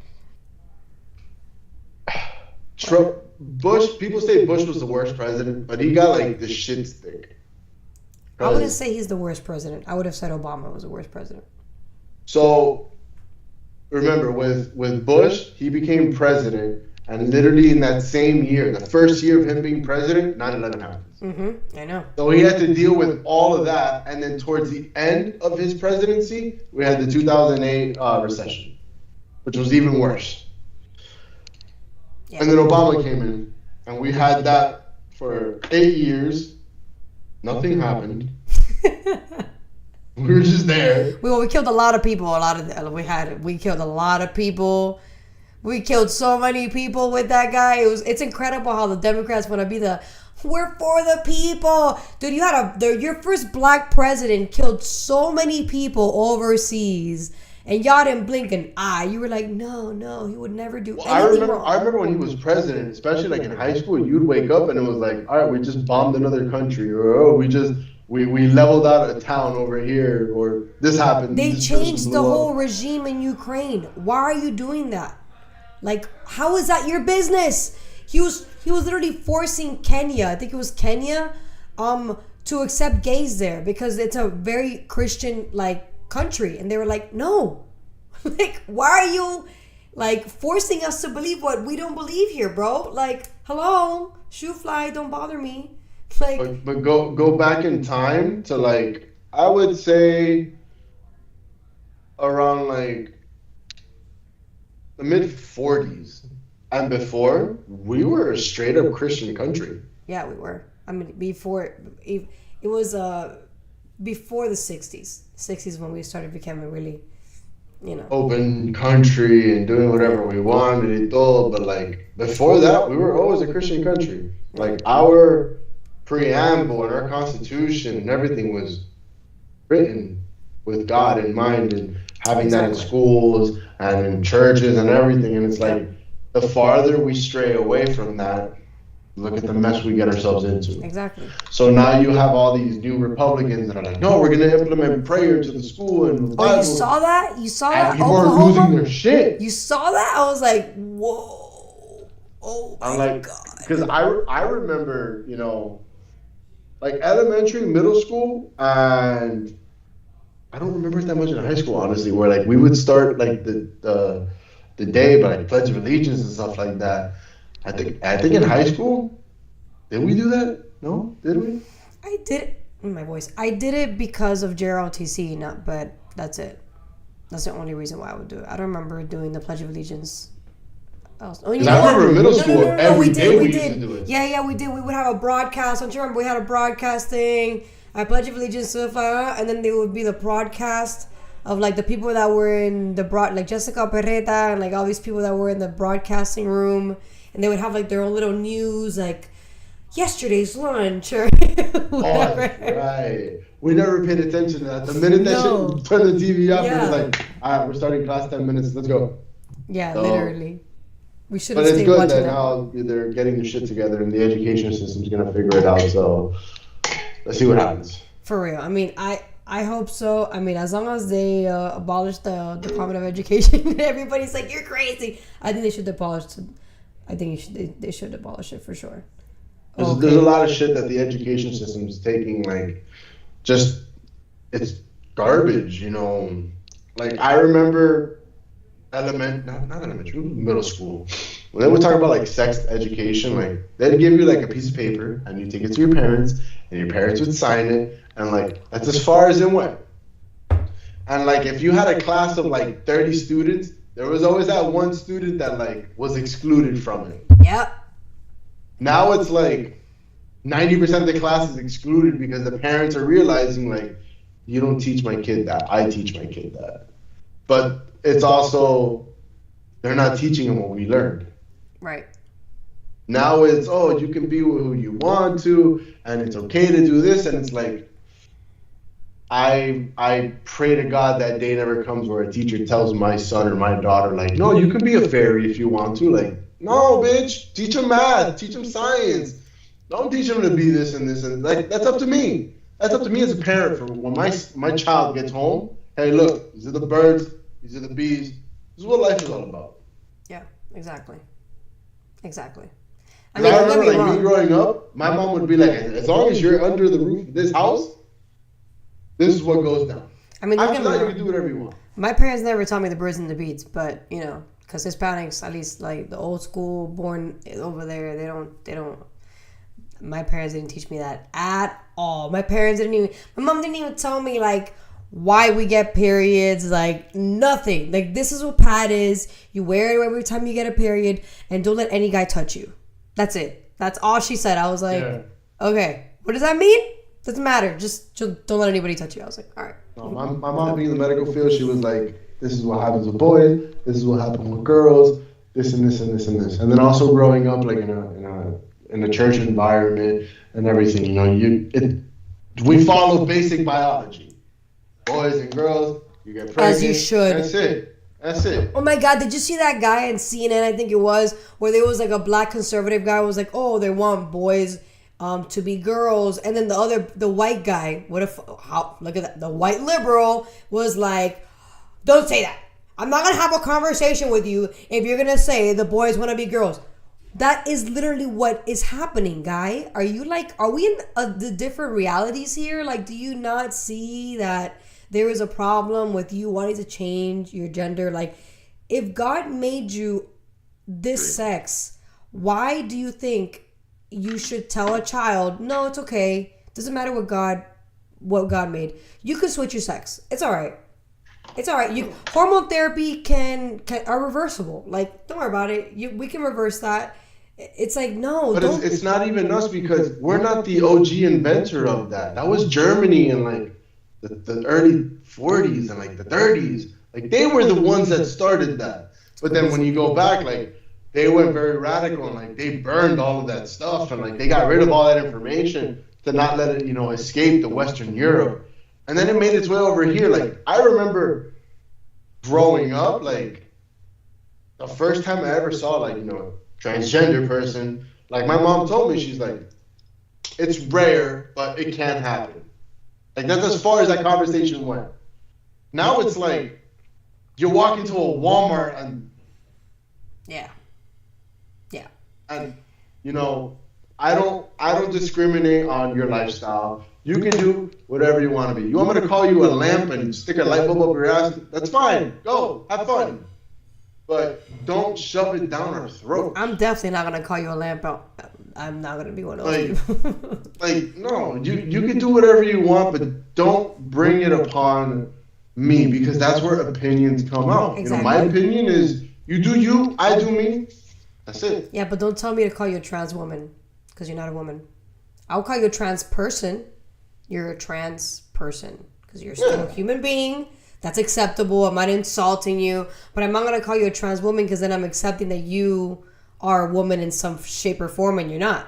Like, which is what pisses me off because they have this mentality of like, oh, as long as I look like a woman, that makes me a woman. Like, no, that's not what a woman is. A woman is a literal female adult. That's what a woman is. You need to be an adult and you need to have female organisms and you need to be able to have your period, give birth. Even if you can't give birth, you still have tits, you still have ovaries and a vagina. Like, and you're born with these things. There's only, I think it's 2, 3. I know 2 for a fact. There's 2 species on this planet that are asexual. And it's a West African bullfrog and a clownfish. What is that? Asexual. They have both. So like a clownfish, right? Let's say like a fish tank. Nemo. Okay. Let's say you right now, you set up a saltwater fish tank, you buy 2 clownfish. One's going to be big, one's going to be small. The bigger one's the female, the smaller one's the male. Okay. Let's say that female dies. If you buy another clownfish and you throw it into the tank, that male can go to a female. What? Yeah. That's crazy. Yeah. That's wild. It's because they realize, okay, in my environment, in my ecosystem, we can't have 2 of the same genders because we won't be able to recreate or, bring up the population. So if that male wants to, it'll either stay a male or it'll say, nah, I'm becoming the more dominant one, and it'll grow big and it'll become a female. That's wild. Clownfish are asexual. That's wild. You learn something new. Not every fish is like that, but clownfish are. Humans are definitely not asexual, even though they No, absolutely not. It's basic biology, XY, XX chromosomes, like, that's it. There's no ifs, ands, or buts. You could be born with, dysfunctions or, deformities. Yeah, a mutation, and stuff like that. That's like 1%. Absolutely. It's not, wake up when you're 6 years old one day and say, I'm a girl. It doesn't work like that, bro. So it doesn't work like that. No. For me, that's a mental illness. Yes, it is a mental. Yeah. If you're gay, if you're lesbian, that's a choice. Right. Exactly. I wouldn't consider that a mental illness. No. It's a sexual because preference. You're understanding I'm a male, I'm a female, and I'm attracted to the same gender as myself. Exactly. That's not, you're not crazy up here. But when you wake up and you're like, nah, I want to be on the other side, it's like, you can dress up like them. You can, shave and do makeup y todo. But when you lift up that skirt, you're not. Right. Like, I thought it was crazy how, like, there's a new trans person coming out into the mainstream, and I saw a video of Adam Sosnick. I don't know if you know who that is. He's a YouTuber. Okay, so he talks about like relationships and finance. He puts those two together. And then he had a known trans who's been trans for years now, who their name now is Carmen Carrera, I think their name is. They tried to go into Victoria's Secret model and they got turned down. She tried to be a she, he, it, whatever. He really did try to look like a woman though. Because from all the years of putting pills down your throat, I would hope it would do something, and you can still tell. Yeah, you can tell that it's a dude who transitioned, and it's been years of transitioning. So there's a lot of male features that are kind of faded away, but you can still tell there's something off about her, him, whatever. But there's a new one now called Carolina, who still looks like a dude because he just started transitioning, and I know this person. This person was my best friend in middle school and in high school. You know this person. Yes, we went to middle school with this person. This person now is transitioning and is now a spokesperson for the trans community that are super woke. And he said literally on a live stream with Sawsnake with a bunch of people, like a panelist of people who have this different viewpoints. He said, "This is on YouTube? This is on YouTube. You can look this up. Oh. You know this person. You know this person. All right. I'm letting you know right now." And so this person said, "I look like a woman and you're not going to notice me going inside the girl's bathroom." And then the woman was like, "No, I'm definitely going to notice you going inside the girl's bathroom because you don't look like a woman. You think you do, but you don't." And then he's like, "Oh, but when I finally transition, you're not going to notice a difference. Plus, we're fucking the same guys." Yeah. I was just like, wow. Like this was a gay man that was gay for years and years and years. And one of the few gay guys that was gay in middle school, by the way. And very flamboyantly gay. Because you can be gay and not be flamboyant. He's very flamboyantly gay. You gotta send me this so I can look at this. Because I'm here like... Oh, man. I got you. Hold on. Because, like, I saw this and I was like, I cannot believe. And I don't want to say his name. And this person went to school with us? Yes, he went to school with us. He went to freaking school with us. I was his best friend for years. You know, I know everything about him. I know all his dark little secrets. So it's funny how he's becoming big and I'm creating my own platform too. I would love to have a conversation with him. Oh man. I would love to have a conversation with him or her, whatever he wants to call himself. I'm going to call him a him because I know he's a man. I've seen him naked, so I know damn right he's a dude. Where are you? Here we go. I'm sending it to you right now. You're gonna be like, oh, you're gonna know who it is. Where it is. I showed it to Eddie, and Eddie was like, "Is that?" And I was like, "Yep, that is who you think it is." So, you know who this is. You know who it is, bro. It's crazy. Insane how are you hearing it?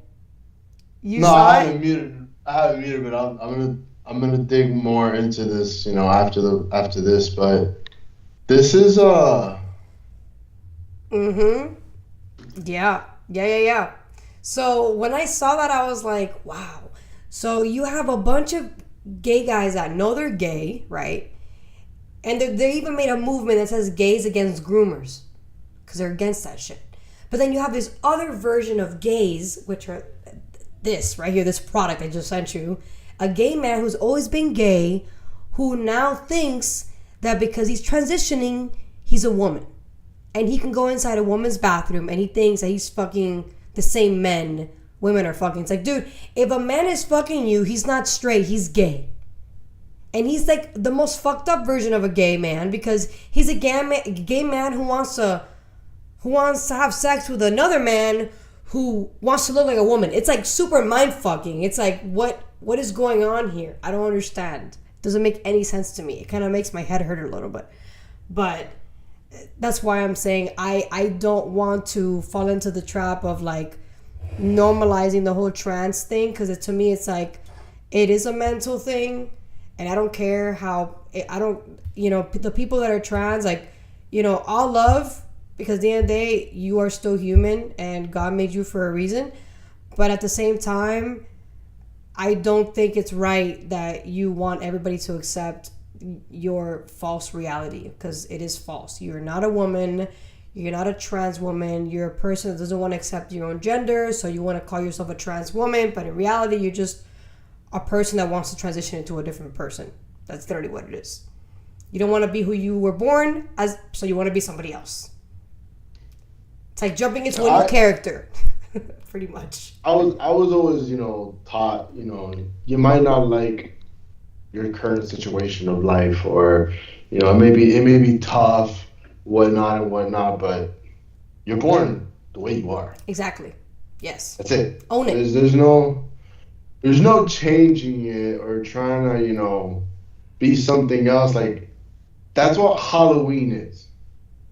Yeah. It's not.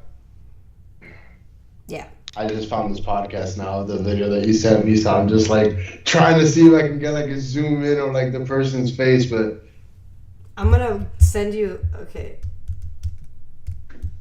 Because I feel like I know this person, but yeah, you know this person. He was the most flaming gay guy in middle school. There weren't many gay guys. He was like the few. He was like, I think there was like two. He was one of them. That's it. I sent you his name. Yeah, that's ringing the bell now. Mm-hmm. Yeah. It's crazy how things flip. I would love to have a conversation with him, because I just don't understand how you can fall that far, like how you can lose your mind to that extent. Like, one thing is you accepting that you're gay and you like men and whatever, no big deal. But another thing is you like saying, no, I'm not gay anymore. Like, I'm gonna be a woman. It's like, what? That's still the same shit. You can't, like, you're still getting fucked in the butt though. Like, it's just like you just have a wig on now, like, or like long hair. Oh God! It's just We're gonna get canceled for this shit. Oh snap! Allegedly, allegedly. You gotta use the word allegedly now for everything. Allegedly, speculating. This is not facts. We're just giving out our opinions here. Don't cancel us, YouTube. Bro, it's crazy. It's crazy how shit's hitting the fan. But we'll see what happens in the next 4 years. We gotta do this again, and we gotta do it with Jackie. That's gonna be so much fun. That I'm definitely down. That's gonna be fun. That'll be We're gonna do it with another Jackie. day, but this is definitely fun. You see, I had a feeling you were gonna just flow with it. Yeah, like when he told me, we're on for tonight and stuff, like, I was like, all right, let me go online and do some research and stuff like that. And like, I sat down, I have a glass of wine, and started looking up like my current policies, back here, back this. And then like I would call like one of my friends and be like, hey, I'm gonna do a podcast, like, let's have a 30-minute argument about politics. I gotta warm up. And then like just go down the list and stuff like that. But no, this was great. Definitely if you ever want to have me back on, I'll be more than happy. Yeah, to do this for shit. sure. This is great. Yeah, bro, you're one of those people that you can talk to about anything and you just kind of like go with the flow. Jackie, though, doesn't agree with like 90% of what we agree with, so we'll definitely have pushback with her. That's why I want to have her on. I like pushback. Pushback is fun. So yeah, I'm usually the one on offense. They're on defense, but whatever, I don't care. So the way I am when it comes to like politics is I'll listen to like everything they have to say, because when it's two people going at it for different opinions, the way that it's like business, and I hate to keep bringing business back up, but the best leaders are the best listeners. And you're always going to have in that board meeting room or the table full of CEOs, there's always going to be one person that wants to talk and wants to get everything out. And 9 times out of 10, they're not the leader. They're the one that's, it's like a little chihuahua, right? That they're trying. We're not killing you, bro. I'm just trying to put a leash on you. Like, relax. And it's like, no, you're gonna do this and do that. And it's like, okay. So the way like my grandparents, like my mom was always taught was like, listen. And like obviously in middle school and high school, that wasn't me. I was always the one talking and trying to exert my voice and everything. And now it's where I'm just like, let me hear what you have to say. Because we might agree. We might not agree. Exactly. But I don't want to jump to conclusion and be like, no, you're wrong without listening to everything. Right. So I'll sit back, I'll listen. Okay, can I go now? Okay, well, I agree on you on this. I don't agree with you with this. And then we as adults try to be at the middle. Yep. Yeah. And that's what people need to see. They need to see more people have conversations where they meet at the middle and it's not so polarized. Because even though they are very liberal, we agree on a lot of things. Just the main things we don't agree on is the purpose of government. They think government is for the people, and I say government is not for the people. So that's our main difference, is what is the foundation of government. But aside from that, other things, we agree on a lot of things. So, and that's what people need to see. Like, it's not just about, I'm right, you're wrong. It's, okay, you're right here, I'm right here. Okay, what do we agree on? All right, cool. What do we don't agree on? All right, let's work on that. Literally. Vote for Steven and Marianne for Congress. Well, you were born here. You could actually run for president, right? What? You were born here, weren't you? Yeah, born and raised. You see, you can run for president. I can't do that. I can. I can't. Oh, no. Obama was he born here? Allegedly, he was born here. He was born in Hawaii. Was he really? Supposedly. I don't know. I don't know what black guy you would call Hussein Obama, but whatever. Hey. It's 2024. Anything can happen now. Well, I guess. Steven, this was awesome. We got to do this again. I said 10 minutes and we went over another 30 minutes. Let's go. That is how you know the conversation's good. Exactly. Guys, thank you guys so much for watching Married Truth Talk. See you guys next time. See you next time.